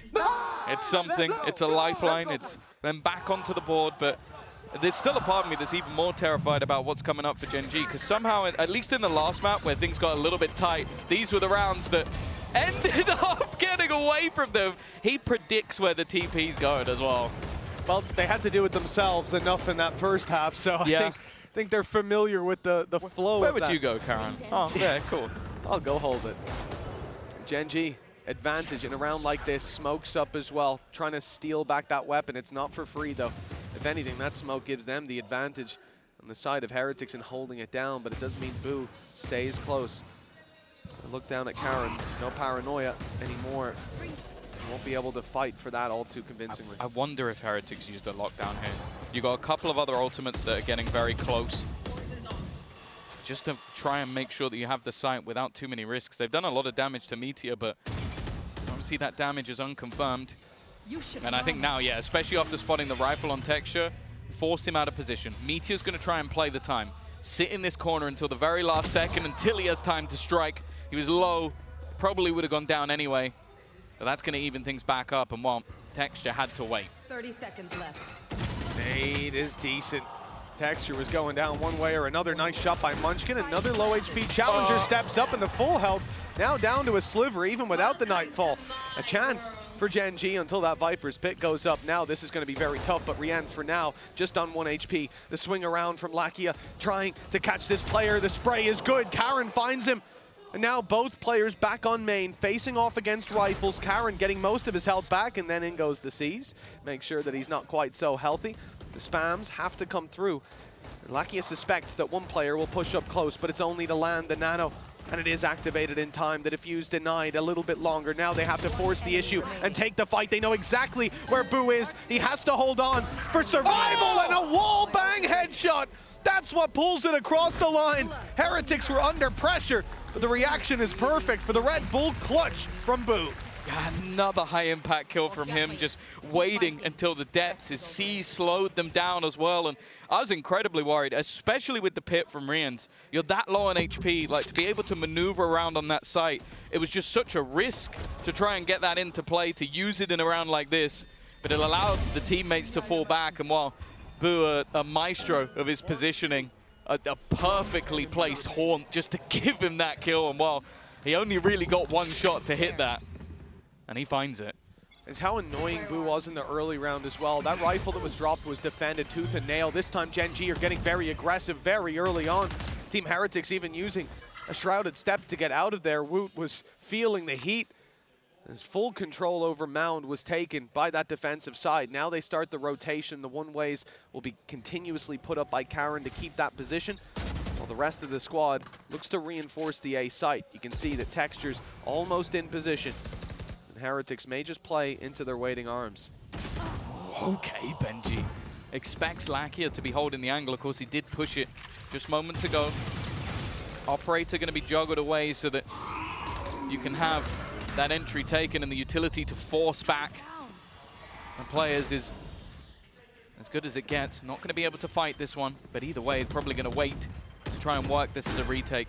Meteor is also just 1 kill away from a lockdown, so anything he can find just by spams or pre-fires could give them a way in. Smoke off. Jans is going to have to play through that, but, well, there might not be much left for him to do. It's being cleaned up on the site, and nice and easy. At least that's how they make it look. 10-8. The gap down to 2 already. A better second half than what we saw from the last time these two teams faced. The attack side of Heretics seems to have some legs to it now. Yeah, no, they're looking good. Like, their initial execution, they knew that Lakia had pushed already because he went and destroyed the turret, so they were very methodical with that initial fight, and then just the utility they had in from afar with the paranoia C's, making sure that nobody could peek in from that heaven angle and cause them any issues. Stinger, all that they're working with. After that pause, we'll see what their ideas are. Pushing up on Mound hasn't been easy. Taking the control has, but going any further, Boo seems to be there until the last couple seconds. Yeah, last minute purchase. I think maybe an attempt? I was going to say at some wallbangs, but it doesn't seem like it. As Munchkin's playing elsewhere, it's going to leave him with problems on the economy again. Okay. It happens again. Wu caught trying to teleport back. A similar scenario to what we've seen before. The spams are going to do so much, but the headshot back through the wall. It just seems like the second these rounds get into weak economy, Gen.G just find miracles. They have a 2-man advantage. And both players, one behind a Viper wall, the other behind a real wall. Nice shot by Mini Boo. And the dodge of the rocket as well. The life traded out for a bit of damage with him on 50 HP, but he has a showstopper of his own.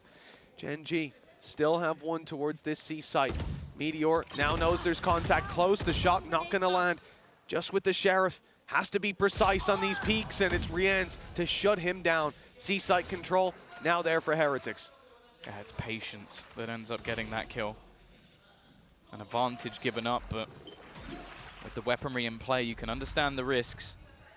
It's whether or not there's anything more to find. Lakia has been able to retrieve an Odin, but with low HP, it's not really the weapon of choice. And in fact, Showstopper going to be utilized, but it's more just to try and hold them back. The Snakebite has delayed at least a little bit more, and it gives more time for this Odin to wrap around. It's complete oversight from Miniboo, not paying attention, not ready for the players behind. Luckily, Gen.G has found another. Still decent weaponry now in play. With only pistols starting off this round, there's real potential for them to turn this back. Munchkin, his gun was never spotted, but he can't quite land the final shot. Gen.G will be the last line of defense, and he will keep them now just 1 away. Oh, a big round from Gen.G indeed. That triple kill. Denying the retake coming in from defender spawn, denying what was beautiful timing by Munchkin as well. He really waited in that corner right until the second that they turned away. They were watching it the whole time. He steps out, he dies. Instead, grabs himself a kill, but it's not quite enough. And the Odin flank from Lakia, not bad. I would take my hat off to it. But the lead still sits with Gen.G. 1 round ahead as Team Heretics look again towards Mound for the early control, and that smoke seems to be getting them everything they could possibly want. Again, this is where the majority of ults sit with Gen.G. Even though Heretics are bringing this close, they might be able to use that just to springboard themselves back into the game. We saw them close out the previous map in close fashion. I know that they can seemingly turn it back on whenever they need it. For now, Heretics going to play things incredibly slow. They've got the Nightfall, so they can go for these sort of late round hits if need be. Well, it looks like they're going to compete for rubble. Karen's going to have his work cut out for him.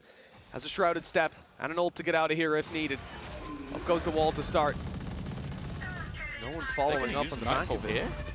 Viper's Pit used towards the C site. They Looking are. to defend it. Good spam. It's doing some damage as Karen's at least able to find himself a way out with the Shrouded Step, but there's no pressure from Heretics. They're moving in the other direction. They're moving into the pit. This is a big risk. They use the Nightfall as well.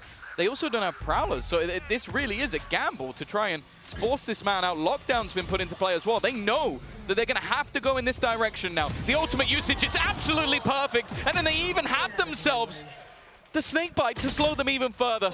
This couldn't have been played any better by Gen.G if they tried. And now with 10 seconds left, Miniboo is going to have to fight tooth and nail. Needs to get this plant, tries to bait in his opponent, wins the fight, but I don't think he's got it. I don't think that's going to be close enough. It's going to run out at the last second. A nice attempt by the duelist, but that round was played amazingly by Gen.G. It absolutely was. There is a split second where you see Munchkin thinking about going back into the pit, and that's when Meteor comes running in and says, no, no, no, I'll take the fight.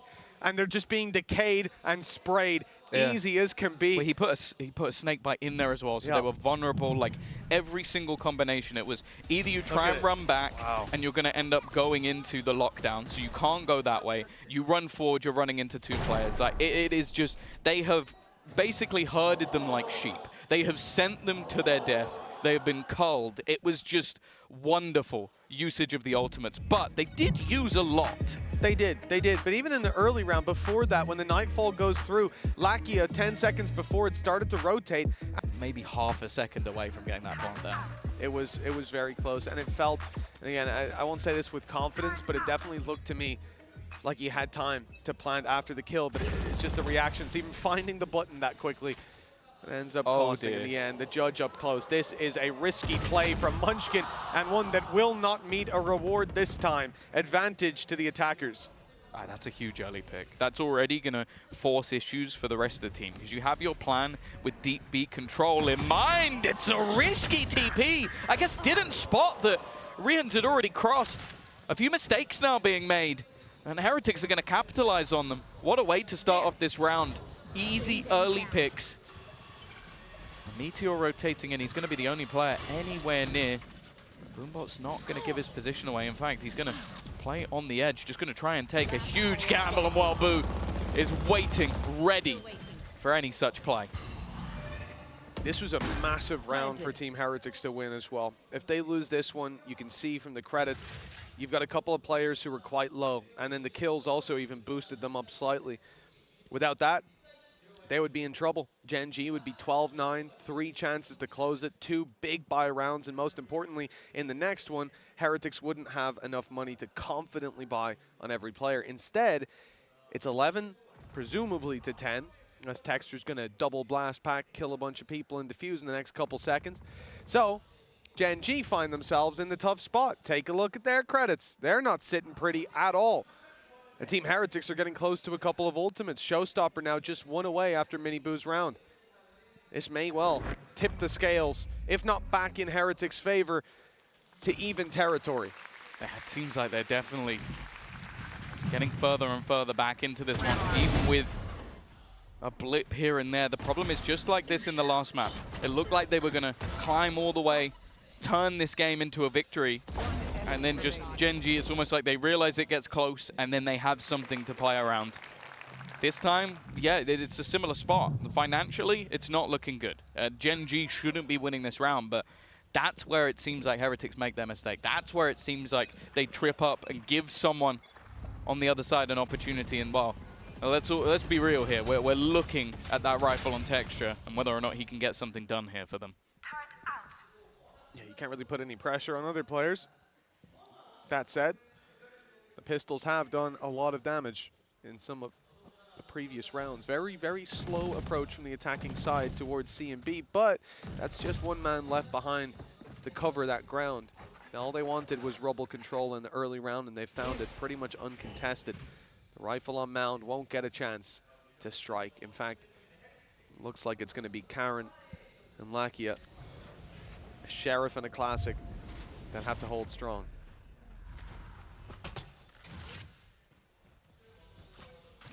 Hope that this shouldn't be too much of an issue for the side of Heretics. You should run. Utility being expended. In fact, they're even going to use the lockdown here, and Woot is just waiting Ooh, paranoia in hand. That's just going to headshot Munchkin straight through. They're expecting someone to be on that other side. The rest of the defense have been completely forced off. I like the fact that Heretics are playing this one incredibly safe. Don't want to give their opponents any sneaky corners, any risky spots that could cause them issues. And now in the post plant, this is going to become a lot tougher. Yeah, it looks like most of the bodies are going to go with the rifle. Woot's up top now, ready to fire back. The spams in return give away the fact that there's a rifle on the other side. They'll give that some respect. Woot might not. Gen.G Fishy grabbing himself the kill on mid. Now it's just one angle, or was just one, being held down for Texture. Wants to light up a few players. He won't find a damn thing. In fact, with that kill, Miniboo's got himself a showstopper online for the next. In what is a very important round, someone is going to be pushing up to 12 and have map point under their belt. The ultimates may indicate Team Heretics. We'll see if Miniboo can find the impact. Well, that's the thing. 6 of the last 7 rounds have gone the way of Heretics now. I think, for the most part, after that first half, we have sort of been waiting for the moment that Gen.G turn it.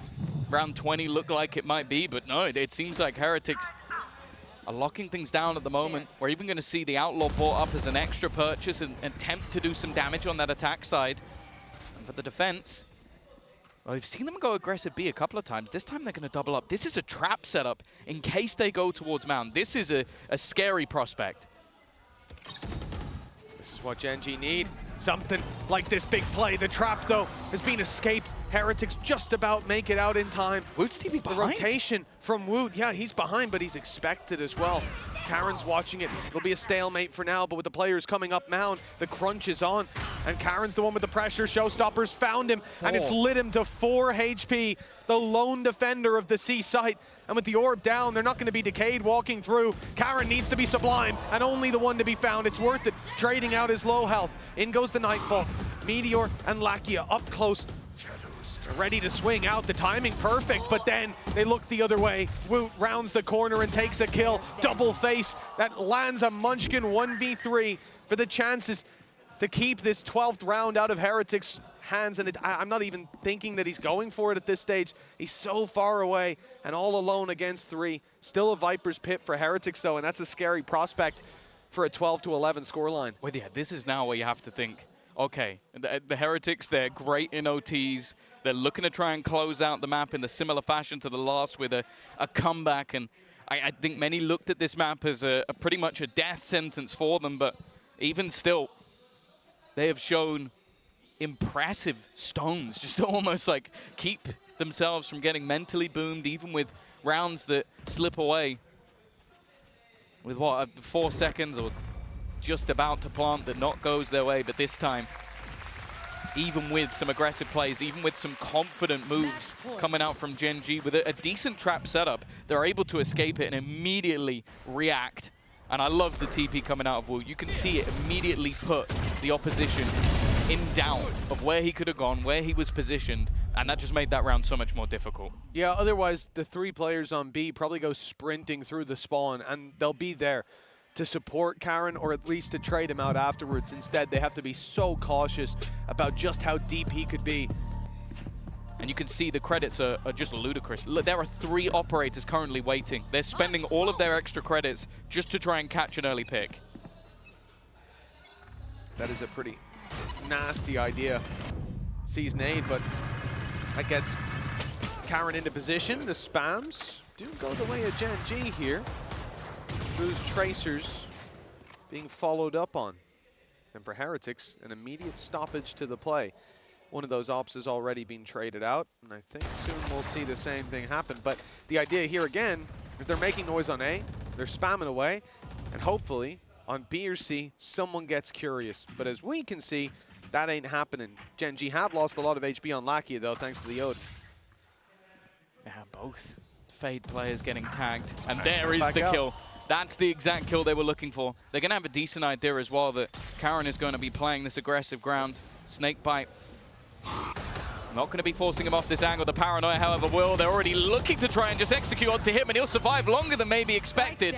But even still, the kills have gone the way of Heretics. 2 stand in their way from an impressive comeback on a map that was heavily favored to the reigning Masters champions, looking to try and take this to a third, but there's still a couple to deal with. Meteor's had a lot of big rounds, and Munchkin, when he needs to, he can step up to the plate, and he certainly does need to this time. Two players just around the corner, and he misses them by a hair. Wrapping back around, they're ready and swinging straight into him. Meteor has the info on the first and knows where the other two are. The swing is good. He spotted them and heard the shrouded step, heard the second too. They've split the angle, perhaps offered Meteor a chance to isolate the fight, and he connects the shot. Lockdown now in play, and it's Gen.G Fishy needing the clutch to keep the dream alive. And Heretics, they've got themselves a third map here, and impressive. Stuff with Yoru in the past, and I think it's an agent that Miniboo enjoys and is comfortable on. I also think switching back to the Astra, Boo just looks good on Astra. I think over the brim, like, he's so good in those post plants and kicking it off on the attack. I think that's what they're going to be going for. Well, it's all about setting the pace. Double traps waiting for them as they step out into the A site. Although already they're bypassing them. Moving around the back through lamps to try to fight right onto Munchkin. The flash, the first one wasn't so good, but the second was beautiful.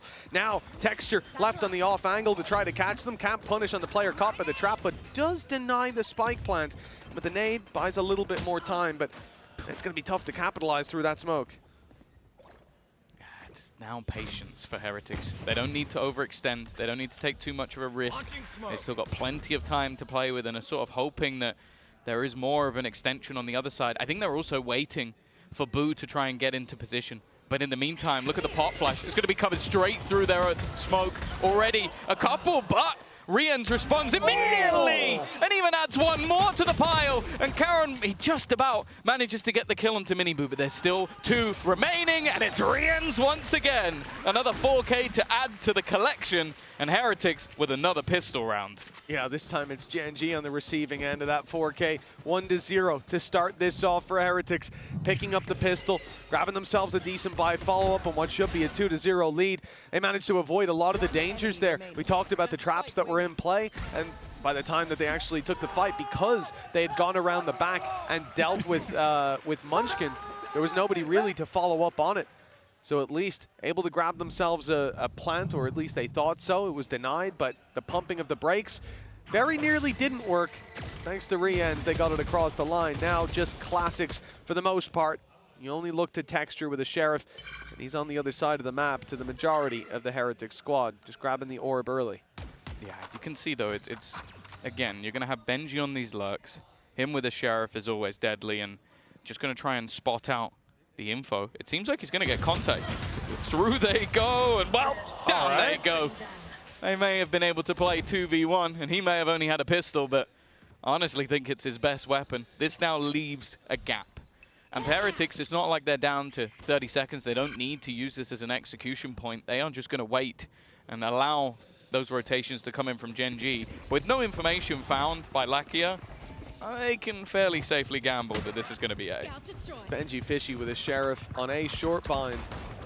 Always manages to... That's where he got his first ace, right? It was indeed.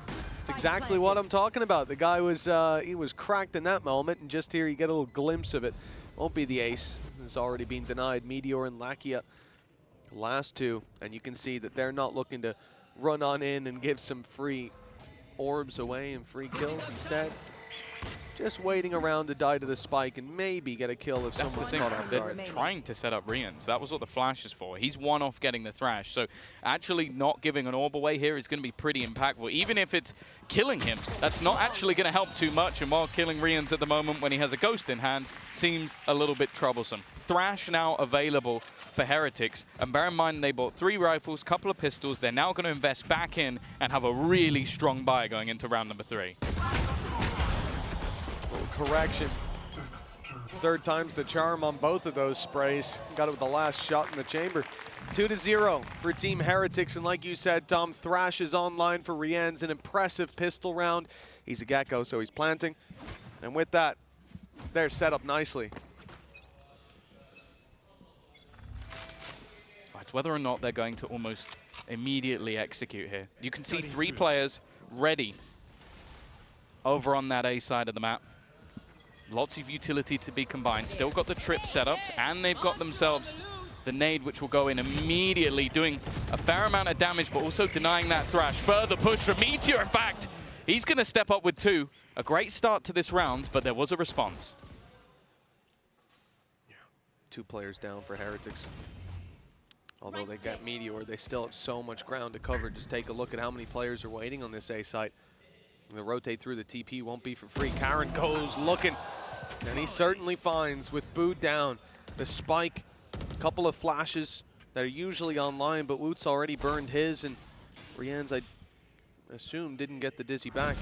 They're gonna go straight through. Lakia almost caught off guard. That door opens just a second too late. Now, oh, in goes the Thrash. Second time. See what ground it can find. Nothing broken. Just in time, and Lakia, well, with that, seems to have secured the round. A firing squad arrives just in time to lock this one down. Yeah, it does feel almost funny, like watching a map with Lakia, Sky, Bind. Like, it just gives you flashbacks to the only map he was allowed to play when back in the day.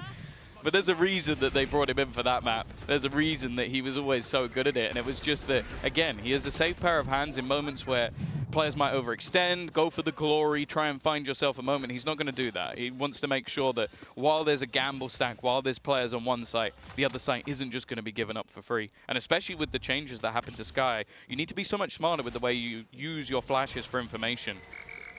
Already? Jiggle peaks. Again, like in the past, you might have used your flashes early in the round, but that information found in other ways. A judge in play.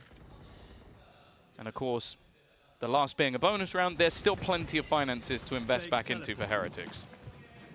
Yeah, of course. They're still able to get that buy up. Rifles to the full part. I like the fact that they're spread at the start of this round. Starting to expect that Gen.G are going to get aggressive across the map once they feign out that control. Although, one of the main things we'll say about Gen.G is just how patient they are. Even in the last round, Karen, I think that's just as aggressive an early stance as you'll see in most rounds, just going in to re-clear an angle. Meteor is stuck up close, and the cam almost serves as a bait in the early round. If someone goes to break it, he's swinging in to take them down, but that's not the case. Heretics eventually will have to take a gamble. 40 seconds left, and it's time to make a call on where we're going. I think the TP to a B split. They're trying to find the trip. That's the bigger issue. They want to go through, but they can't find it. They can't break it. So it's still there. And it's just being waited for contact. Finally, there is that split you were talking about, but they're heading straight into the judge. Karen up close, waiting. First is easy. And now they have to go. There's only 17 seconds left, and they're all just falling to this judge. He's going to take them all. That's the spike down as well. If they're going to go for this, they need to sprint to try and retrieve it. And with the Molotov down, there just is not enough time. The judge, and it pains me to say it, is going to win the round for the side of Gen.G, and even escaping from Karen seems difficult. Yeah, only thing that does escape Karen is the ace, as per usual for the side of Gen.G. They won't be finding 5, but I think they'll be happy enough with that performance. The weakest weapon bought up, and the one that finds all the results. This is, I mean, this is a danger of going blind into a site so late. They pumped the brakes for the entirety of the round, Tom, waiting for aggression, waiting for a mistake to be made, and in the end, that was their mistake, because Gen.G are a patient squad and one that's happy to sit back and let you play yourself. It's like you have a composition that has 3 different players with flashes, and you're walking dry into hookah. Like it just seems like an unnecessary risk. Already, though, okay. Woot wanted to try and take a leaf out of Talon's book and just run it straight down for those early fights. And well, hey, it's come out in their favor. Orbital Strike thought about. Benji's also taken a lot of control. Now, this is a much weaker purchase in this round for Heretics. They lost one of the guns early on, but they've come out in a good spot. Oh, Benji's on the wrap. He's right behind him. Karen Also, look at Boo. barely evading that sightline, waiting for a player to come up through mid, and instead it's Gen.G rapping on him that gets the kill. Boo, exact same as last map. I said he was just harassing them by constantly waiting on angles they weren't expecting and stopping them from being able to get aggressive. Well, he does the same here, able to support from across the map using his stars, and then able to even grab a kill and light Munchkin down to 60. This one looks to be sealed in for Team Heretics, and the question that remains is whether or not Munchkin can carry this weapon forward. Got a little bit of cash in the bank, but this weapon may help them out. Yeah, I think that is the difference with that Brimstone. Is okay, you have a decent range, but just the global utility, it means Boo can play anywhere on the map. And you saw the attempted rotation. Like, this was a weaker buy where a lot of players initially rush showers, and you even had a player sneaking his way through mid. The expectation is, okay, if there is a lurk, they're probably a little bit further back, wanting to play that utility. Instead, he had pushed quite far into the position of B short, and when they went through long and cleared everything out, he just had one little rat spot that was enough to catch them off guard. A big round for the side of Heretics, winning with low economy, and it's not going to obliterate everything for Gen.G. In fact, they're actually going to go back in with an operator here. I think Texture wants to challenge if they try that again. Well, it makes sense, yeah. At this Oh, point, he almost didn't get the timing. at this point for the defensive side, I think that we talk about their aggression and how limited it often is. You're going to have a couple of rounds where they're going to swing out like crazy, but patience definitely the name of the game more often than not for Gen.G. Now they can have that middle ground. You're not quite entering, you're not quite pushing up as that duelist. Instead, you're sitting back. There's no up that ends up when the barriers go up. It's all the rifles to work with. Look at the immediate denial. They even shot the fake out this time because they were so worried about what happened in the previous round. Still, that control is going to be taken, and more importantly, the dimensional drift is going to be online.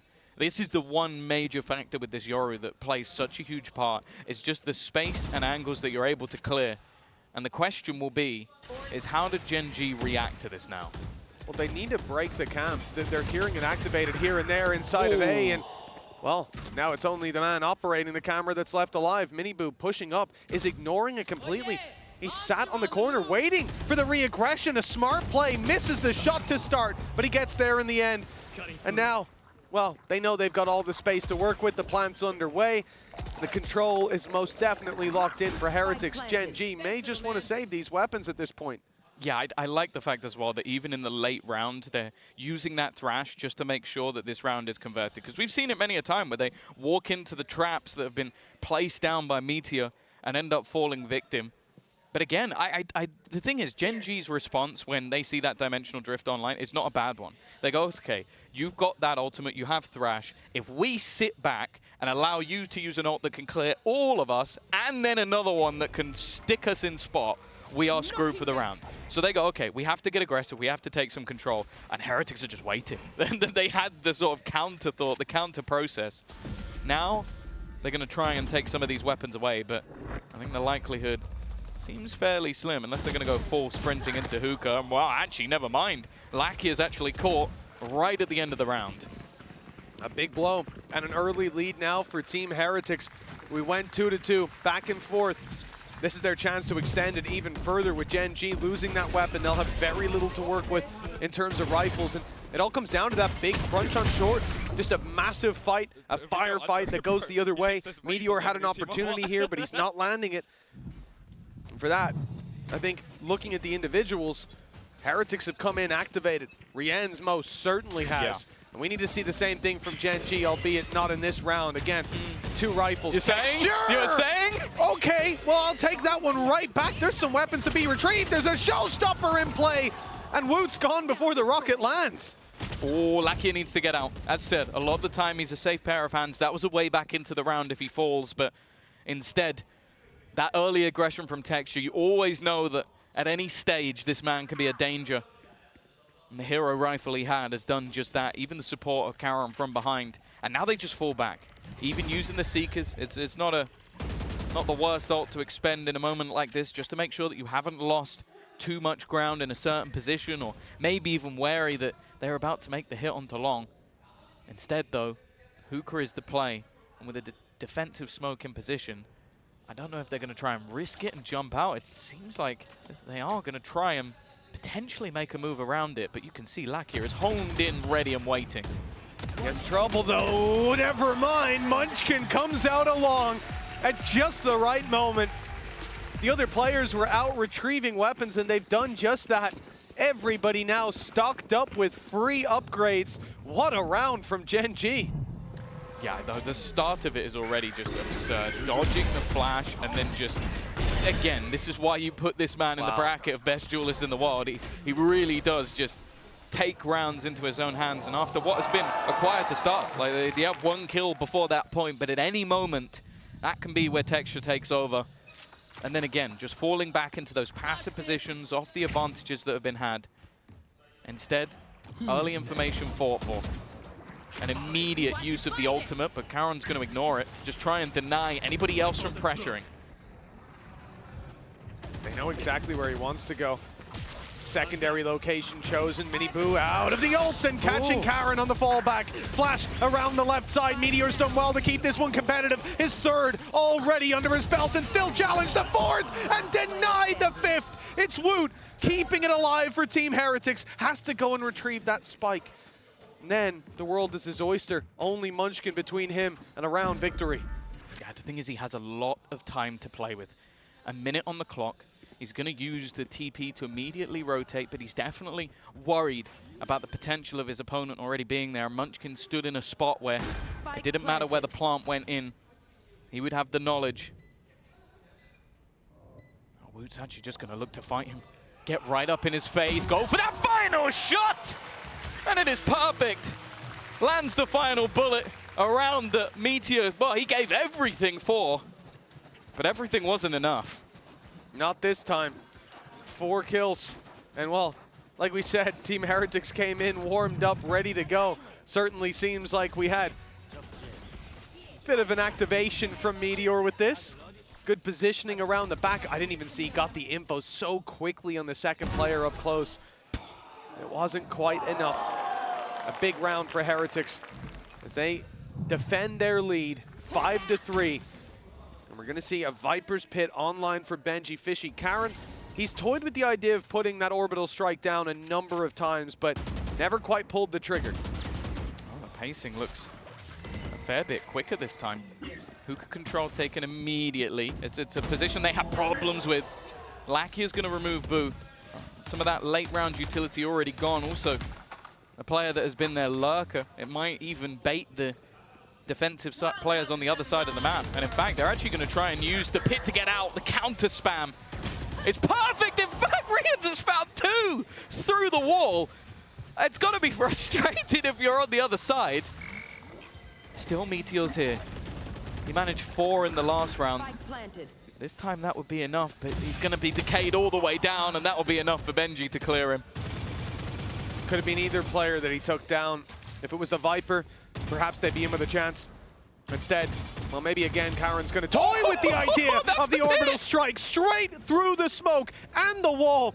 Gen.G couldn't find a safe space to hide, and now they really need to be careful. Orbital strike in play. Both players trapped. Gate crash available. Used, but Karen, after the time, grabs the kill onto Woot. But it was traded out just a little bit too early. It's just Woot. They both just go for the fight. Like for Woot, it's understandable. He is screwed. Like he used to have to run forward, running back, he's dead. Whereas teammate, they both go for the fight, and it's just that he lands that bullet quicker than the orbital strike can kill him. That's insane. This whole round was insane. 2 through the wall, then this kill through the wall, which removes the pit, and then literally that shot is the difference. If he goes down even a split second sooner. I thought we lost. I thought we lost. Can't even believe it themselves. 6-3. A guaranteed equal half. Just rounds away from taking it, guaranteeing playoffs, not having to go to the lower, getting to go to lunch early. But instead, it's Team Heretics now, double the scoreline of what Gen.G have brought to the table, and that has to have some emotional weight. The coaching staff have had their time to discuss. And we're going to see a stalemate in the early round as, again, Team Heretics pump the brakes and wait for Gen.G to make a move. And that's just not happening. I think the scary thing as well is who's already in that lower bracket. Sentinels, a Masters winner with the opportunity to watch this game, watch every single round, try and pick it apart. And FPX, who, oh, they've already shown Heretics that they can go toe-to-toe and even come out with some wacky compositions that can throw you off completely. They beat them on this map. Here we go, though. Thrash already used the TP even while blind, double blinded. Doesn't even matter. That's Miniboo gone, and they might have to pump the brakes. No, they're continuing this push right into the hands of Munchkin. He's going to try and retreat, and Lackier's gone down elsewhere. In fact, everybody's falling. It's a wave of red for the attacking side as Gen.G Fishy grabs the shot to the back of Munchkin's head, and Boo, he's so annoying to play against. They're not even clearing it. No! Boo! The disrespect is surreal! 7 on the board for Heretics, and well, if the last couple rounds didn't tilt you, I think that one might get you. Is that the first knife with the champions blade? I can't. If there is another one, it's escaping me, but there was just no need, Boo. There you go. He's going to enjoy that one, and of course, it's got to be frustrating. Either way, 7-3. Heretics proving once again why they're always a team to fear. Gen.G, favored by us, favored by the desk, favored by anybody who has seen them play over the last few months. You'd have to be a little bit mad not to see the level of this team, but right now, well, we haven't seen a lot of them over the last few rounds. Ultimate's still there, but if anything, the Viper's Pit can easily be countered by that dimensional drift. In fact, it's going to be used early. Looking to just try and clear things out. Well, he's got some space, but he's forced straight into a fight, surrounded and dropped by Karen. Meteor up close, finally manages that opening with Woot down, but Karen and Lakia fall right after. Now the pressure on for Texture, his teammate on the other side of the map, and he will quickly be dealt with. Team Heretics, it was a little bit shaky to start, but they pulled those kills right back, and now Munchkin has to do this 1v2 all alone. Yeah, the pit not going to be useful here unless he wants to try and walk back into the site, but likely won't give him anything, and Benji's already rapping. He's just going for it. He's just going to take the fight alone. You can see the confidence from this Heretic side is off the charts at the moment. Round in the half. And the big round from Gen.G. I think he was the one that traded back those 2 kills that ultimately looked like it was going to be a problem. Yeah, quick reactions. 1 enemy remaining. And now 8-3 in the lead. 6 of the last 7 have gone their way, and well, we are seeing uncharacteristic performances. Texture, I think a couple of his kills came in a singular round. Lakia has gone and missed. They've been able to isolate him. As said, normally a very safe pair of hands when it comes to that B site. They have pressured him. Whoops. You know, who needs it anyway? Yeah, just move it. One of the more surprising things here, Tom, is up against FPX. Obviously, Heretics struggled. They got 4 rounds on their attack. They couldn't string a single round together. And here, up against Gen.G, of all teams, they've made that recovery. The work they've done is more clear. impressive, the adaptations. Like, they changed their composition, and I think it was for the exact reason you're talking about. Bring in a multitude of flashes, a multitude of information, force players into awkward battles. The dimensional drift of Miniboo, it can basically floor all of the issues that they were having. And the times they did run into awkward things, you could see they didn't do it again. Now, pressure on again, Munchkin. He's going to put that snake bite down to try and slow them, but it hasn't slowed them much. Viper's Pit. Oh, Munchkin corrects in time, but he still falls, as does the Pit, leaving Meteor with sight on Gen.G. A clean kill, and the advantage now towards the defensive side. Spike recovered, and Team Heretics have to think about taking this somewhere else. And Meteor still floating around, grabbing all these kills. One safe haven for them to plant, or so they thought. The Molly forces him out of the round, that is. It's only Rien's 1 against 4. He has to do it all by himself. The whole squad bearing down upon him. They'll at least have a light at the end of the tunnel on Gen.G. Finding a round at the end of the half. 8-4, though, a strong lead for Heretics moving into the next. Yeah, that's the thing. It was same in the last map, but Heretics have already proven that with either of these teams, there's always going to be potential for the comeback. So giving that little lease of life. We'll see if Gen.G can do the same after the break. 1 enemy remaining.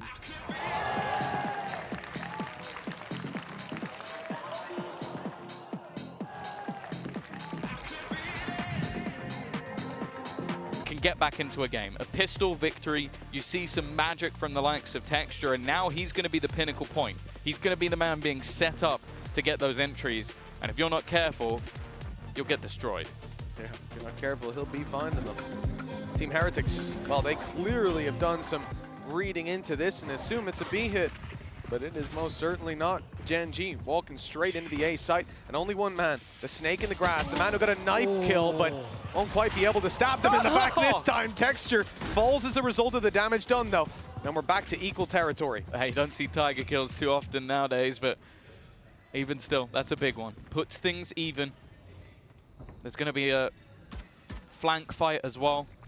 That battle could be what ends up deciding it, although considering the plant, it's going to be difficult for them to get back in. Lakia already eliminating Benji, another one for Munchkin as well, and this is looking clean. Left on to Miniboot, and he's not even going to get one. A good round from Gen.G to kick off this second half. But let's be real, Mitch, it was needed. It really was. Otherwise, home stretch was within sight of Team Heretics. Instead, we're going to be getting back to close territory. At least you'd imagine that. But Gen.G forcing their opponents down to an eco in the next. The Tiger kill, yeah, really is a rarity around these parts, especially in a pistol round. That's worked out this time. And Munchkin, well, he got 2 kills there, only 1 counted. The wingman extermination. 3-round gap between the two. And like you said, Tom, Gen.G are no slouches. This isn't a team that's going to sit back and look at the scoreline and think, it's over and done with. They've been here before. They've made it work. But a high-stakes game with playoffs on the line, that's going to have them locked in. And right now, locked into the B site. Traps and camera left behind to cover A aggro, as they will take space slowly but surely towards B.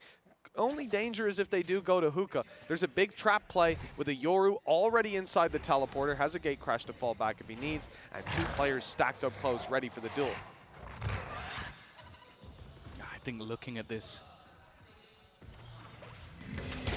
overall, there's not a lot of expectation, but somehow these pistols once again are doing damage. Meteor, Karen, at least making this one back to an even scenario. None of the weaponry's been retrieved. Miniboot doesn't quite manage to get anything done. Looks like they've rectified what was a dangerous start. Boo's still standing. And he's going to find the timing. The pistol shot's just not connecting, and that might be the chance gone. It's going to come down to Woot making a play, and with the knowledge of where Boo remains, I feel like the chances are slim. 5 bullets. Doesn't even have enough to kill off every single player. But there is another gun down on the deck. I think the expectations have to be minimal. And for the Heretics, you have to look at every missed chance. Every opportunity that slips away from them. They're looking at a potential repeat matchup versus FPX, which if you've ever seen a Heretics FPX game, it comes down to the absolute wire. It will be the closest games you're ever going to see. And the other team, if Sentinels are to make it through, well, they're the ones that beat them, or one of the teams that beat them in the first Masters. So I don't think Heretics are going to want to face either of those teams particularly. For Gen.G, well, a rematch versus Sentinels probably isn't going to be the most fun thing in the world, but they have proven that at least the first time out, they were very clean. But you know what I always say, Tom? Go on. I'm nervous now. I'm nervous now. It's always harder to beat a team the second time round, and, well, for Gen.G, maybe they're finding that out here. Oh, you didn't say maybe that not. last time. No, it was a little different last time. I've modified it now, slightly. But yeah, for Gen.G, this position, 8-6, last round, big one from Meteor. The fact that he goes late through hookah where the trap play was, but those players had already been pulled to sight by the hyper-aggression down B long. He catches a kill on sight. They get the information that Miniboo had come up behind, that he had come out of the teleporter and was now in hookah. And so he adjusts and grabs that kill too. Got rid of 2 big dangers from the round. This time there's a bunch of dangers with everybody on Heretics having rifles and a very passive play from that defensive side. Gate crash, I presume, is going to be used here for the rotation. There it is, already put out to the B site. And A will be stacked up with 3, just as Gen.G look to push it. But this is the thing, when you have that Gecko Sky combo, you can use your flashes for info. This is what we talked about though. Texture being set up, Boo dodges the flash, gets the opener for himself, removing the danger man, or at least one of them. And actually, Lackey has now gone down as well. This is starting to look pretty problematic. This bonus round had a lot invested into it. Maybe even leaving Munchkin with less desirable economy for the next round if they don't manage to find a little bit more here. Wanting to at least get a bit of damage done. He's fighting tooth and nail. One of his last bullets before the reload. Karen has actually found another. This comes back into a competitive position as he'll keep it in a 2 versus 2. Such smart play. He knew he was being baited by the player further back and just kept falling back, retreating and taking the fight. Guerrilla warfare, and it's worked out. Gen.G with another on Meteor, and now resurgence has to do it all. This round was looking so heavily favored, and instead, they are massively on the back foot with the defuse underway, though. Here comes the swing, a necessary one, stopping the defuse. But still plenty of time left to bring it across the line. Massive clutch, Red Bull clutch, in fact, for resurgence. He has been lights out in this game so far, but that seemed like an impossibility. Like, helped out massively by the wingman. There was 0% chance I think he wins that otherwise, because they are split across from each other. It should be the perfect crossfire, but I think it's almost the fact that Meteor ends up swinging first, both having deeper angles, and because of that, there's no immediate response for the trade. The main thing, though, is Rian's read. The fact that he works out where both of those players are, that's what wins the round. And while Heretics, I thought they were about to lose a 3v5, if not for a hero.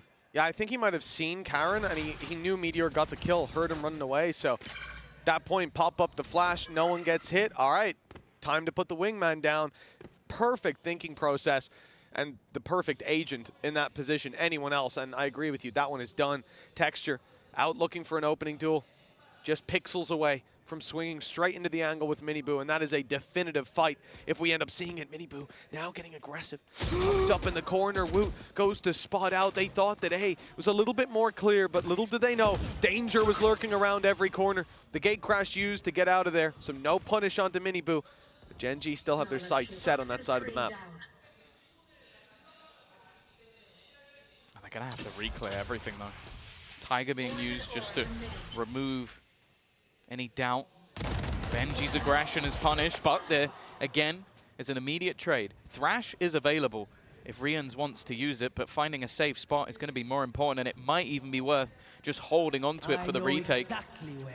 Information will be found, and with the orbital strike, they could look to try and lock off some of these spots. Instead, he's going to be caught in it, but he goes swinging instead. Texture deals with him, and the second as well. No trade to be had. The nade will deny any repeat, and an afterplant guaranteed. Does a lot of damage too. Woot's down to 70 at this point. What a phenomenal read by Texture. He knows exactly where that second player is going to swing in from and corrects to it before he even gets to the angle.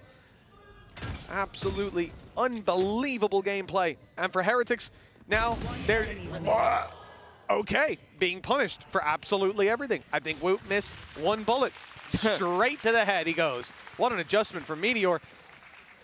And double digits denied for now. 9-7 for Gen.G, with Miniboo saving this weapon on the other side of the map. I was going to say attempting to, but it looks like he's got away scot-free. That's the bigger problem, though. It's just that economically, the last round has basically made this as hard of a reset as you're ever going to get. Yep. You survive with one player standing in a clutch, everybody else goes down, and now you've lost with 4 players on the other side. This is going to be a huge boost for Gen.G, because realistically, the investment from Heretics should be fairly minimal. If you're going to gamble this, I think that that's a risk way too far. And even going for like sheriffs and stuff is going to put the economy on a much lower position. Early adjustment is just so clean. Takes the first immediately. Yeah, you're going to swing from there, aren't you? And lands the shot seconds later. 9-7. Low buy for Team Heretics.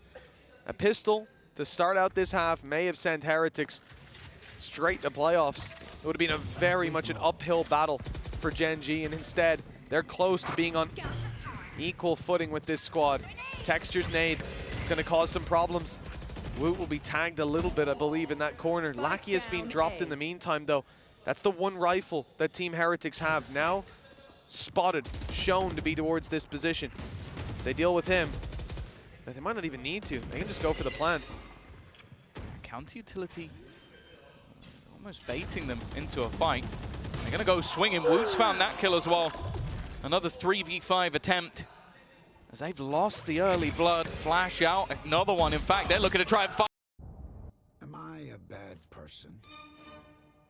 Tell me, am I? Attempt. As they've lost the early blood. Flash out. Another one. In fact, they're looking to try and fight this. Benji's now found another. This is all falling apart for Gen.G. In fact, they're not getting anything. It's left all onto Munchkin. It'll be the MasterCard Thrifty. I don't know how they've taken taken that round. As I said, they barely had anything. No, they didn't. And Miniboo finds Dream, but it's the fact that you have Woot finding the kill up close, landing that sheriff shot, a rifle right in front of him, behind a box. It's a free upgrade, and now everyone can go swinging, because you've got 2 rifles to work around. It's this one. That shot, free rifle, free ability to swing this one as a team, and Miniboo hits his shots every single time. I like as well, again, what this composition allows is for so many flashes for information, flashes to slow them down, and then you can double pop flash almost everything because you have so much to play with. You can even then combine that with stuns or grav wells. There's just so much utility that disrupts everything that's Gen.G's doing. Now their own economy is on the brink. Woot is about to get aggressive, looking for a fight. He's going to find one. The trade will be there, though, but there's a second player for Heretics as well. And that Spike sat alone now outside of A. Meteor finds a bit of ground, but only the one to be landed before Rienz is able to trade back. He's been locking down control of B long. There's next to nothing that anybody can do to seize back a position there. And just a split second away from seeing that player. Texture knows there's someone close by. And a TP from Miniboo! Cerebral play! He snuck the gate crash past him. And the balls to go for that. Unbelievable. In a 3v2, that's mental. Like, you could have easily just thrown the round away, but again, it seems like when this Heretics roster gets more and more confident, they go for these scarier plays. It almost feels like they got beaten by Lunacy and then decided, you know what, I want a piece of that. I want to throw that back in Gen.G's face. Meteor. Well, I think he knows that's not real. It's not selling anything, and while at this stage of the round, 15 seconds, he's just looking to save. That's all the goal is. Just try and keep the gun through, but there's 1,000,001 angles that he has to check just for his own safety. And on the side of Heretics, they are more than happy just to convert this round and keep their economy nice and strong. They're going to hit themselves towards 11, and I wonder if Gen.G need to try and take a pause, maybe recalibrate. Well, it's going to be one of the last opportunities, Tom, so a good time for it. 11 on the board for Heretics. Early aggression working out. They try to trade it back. Meteor does a good job at least finding the one, but this man here is just unhinged. And keep in mind, I don't think he had any iota where that player was. He's just mad. But sometimes you thrive in the madness, and Heretics most certainly are. One of the other things, Tom, is when these rounds end, I'm looking down at the stage. I'm looking at the... He's gone missing for the majority of this game. At least this map in particular. But he's got his showstopper. And as said, when on the attack, sure, he has to go diving in. We've already seen it a few rounds ago, the double entry he was able to get. It seems like they're going to go for that again. And look at where the majority of the defense are. It almost seems like they're playing a retake. Well, I'm not sure they'll have much of a choice. Traps cover in the back. No need to look backwards. Instead, they focus right in front. Texture already in, but he's been let past by Boo. Only finds the one as a result. Luckily, they were still clearing those angles. The deep showstopper not landing. The Viper's Pit is covering off all of this control. There will be a small gap where the spike is planted. There's Seekers online. A kill for Gen.G. Would also get a counter pit. It seems like they're going to try and force them into awkward battles. Texture has done so much. Woot is tagged for just 3 HP. The players out of Hookah are desperately trying to just fish out where that Viper is going to be hiding from. And the flashes have done well. Gen.G gets one. Texture now dropped as well. This is starting to fall apart a little bit, but they still haven't dealt with the pit. Still looking for where that last man standing. Karen holding his ground as he'll come out with a third. But that spike is already being diffused. They have to get towards it. And guess what? Another 4K will be there for Gen.G. An 8th round on the board. They really love their 4Ks, don't they? What a round from Karen. And I'm so happy to see him have this kind of performance because we hailed him for the impact of some of his rounds. Even over on Abyss, I felt like he got so many 2Ks that didn't light up the sky or anything, but they were essential. And you can see if he got one less, round's not going his way. This time, though, here on Bind, he's really hit his stride. Now sitting 23-11, the kill leader by a long shot. Yeah, I think most people look at this as, well, unless someone, I guess like Woot, has an MVP level performance and takes the trophy, that the Rookie of the Year is already decided, and it's hard to argue with. Karan has been fantastic throughout the entirety of the year, a trophy under his belt, and Gen.G, one of the favorites, or the favorite, to lift that Champions Trophy alongside it. Make this the most successful year of any team in VCT history, and one that's almost impossible to beat if they were to do it. And as being proved here, there is plenty of resistance. Heretics still have a purchase. Ultimates definitely leaning the way of Gen.G here. Karan, with that multi-frag, has got himself one away from an orbital strike. It's whether or not he'll find a kill and get to use it. Obscuring vision. Well, again, that stack up on the A site has gone amiss. Team Heretics gambling the wrong way. Gen.G will have a relatively easy time if they can deal with Boo. The only man standing in their way, stopping that plant on this side. He's seen four players already. He's naded up. There's no way out. He has to fight forward, and Meteor meets him halfway.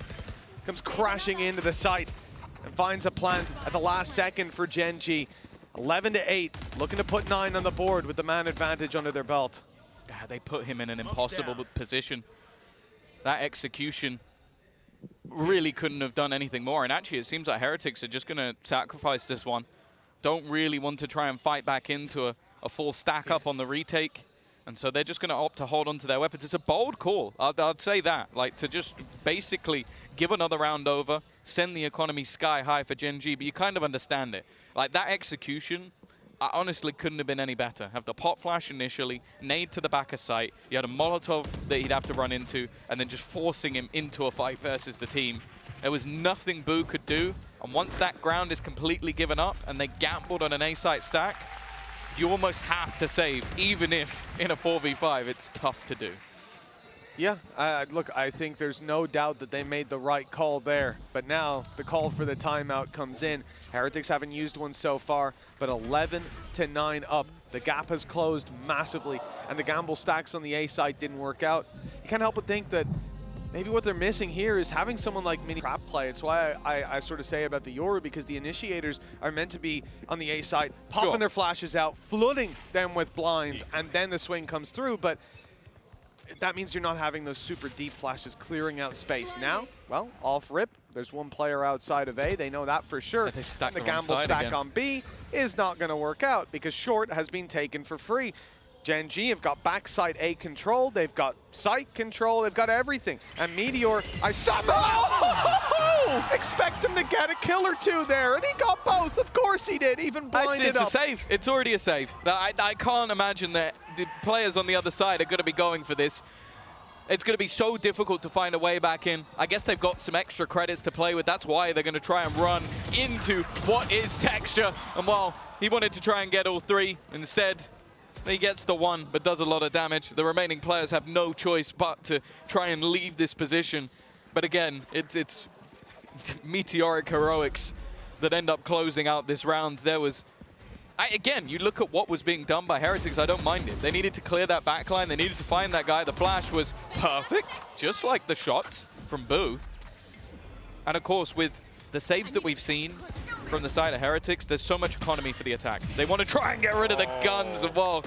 Munchin has done well. Is Boo really going to survive on 2 HP? It looks like he will. What a round. What a round from Meteor. I was going to say, I somehow expect him to get a kill or two. Fully blinded. Wow. Double spray to the head. It's absolutely ridiculous. I think they both checked left as well. Yeah. Yeah, they were both clearing the wrong way. You probably even just assume, you know, he's jumped out of the smoke once he got blinded. He's running away. Let's go hunt him down. But nope. Nope. It's Meteor to take the kill. Now competing with Karan for that kill lead. Orbital strike online for the attacking side. 1 round in it. And what a difference 1 round could make. Heretics, they've been struggling to put anything on the board, and here there's a lot of weaknesses. Oh yeah, it seems like Heretics are trying to break records of how many rounds they're going to play this tournament. If they go on a run, I think they might. Miniboo waiting, but it's only going to be the one. And they know that, or they should know that Woot is around this angle. The Tiger just being used at the inopportune moment. Lackey is waiting. The flash. He's not going to find anything. And that's the thing.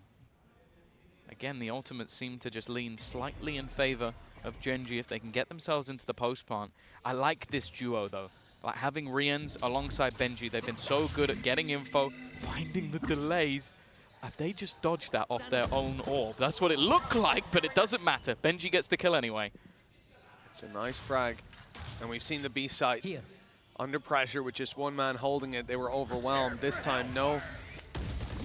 There's a lot of gaps in the side of Gen.G, and even more so now with Munchkin down. No way through, you'd imagine. The Meteor manages to find himself one.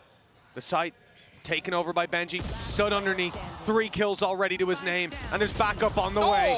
Okay. It's Benji's 4th game, a series of 4Ks. With 12-10 on the board at long last, Team Heretics have map and series point, playoffs point. Well, that's the main thing. It's a little bit of a break, but more so, it gives you a good opportunity to dodge some pretty fearsome teams. Think about those #1 seeds, the potential of someone like Leviathan. You're not going to want to face off against. I guess in some of the other groups, maybe the one that like things coming up a little bit later on. I think DRX or Fnatic. It's a pick your poison sort of moment, but there's definitely real opportunities to dodge some heavy hitters, but more so not have to play in that decider match. Which, for a team that all year we've been talking about burnout being a big factor, for Heretics, it's so important to get that win on the board. Now look at this. We've seen the judge in this position before do damage, and Riens, well, he's not slowing down on those stats. A double kill. Players dropped, and indeed, Thrash kept for later on. Oh, Meteor's taking a risk. Has to get this kill, otherwise it might just be GG. A 2 versus 5 needed to stop Heretics. And it's Riens who's in position. He wants a little bit of revenge. Gets one blind, and Munchkin is not long for this world. 18 HP, that's not the gun he's looking for. But even still, this looks like a bridge too far, an impossibility. And for Heretics, a team that struggled towards the end of EMEA, played versus FPX and were almost defeated, maybe even should have been. They're coming up against the inarguable best team in the world right now. 30 seconds left. And unless in 30 seconds 4 kills are going to Munchkin, they've taken them down. It looks to be just a formality at this point. An impressive comeback in the series, in the map, and Benji Fishy to close it. 13-10, 2-1. Everyone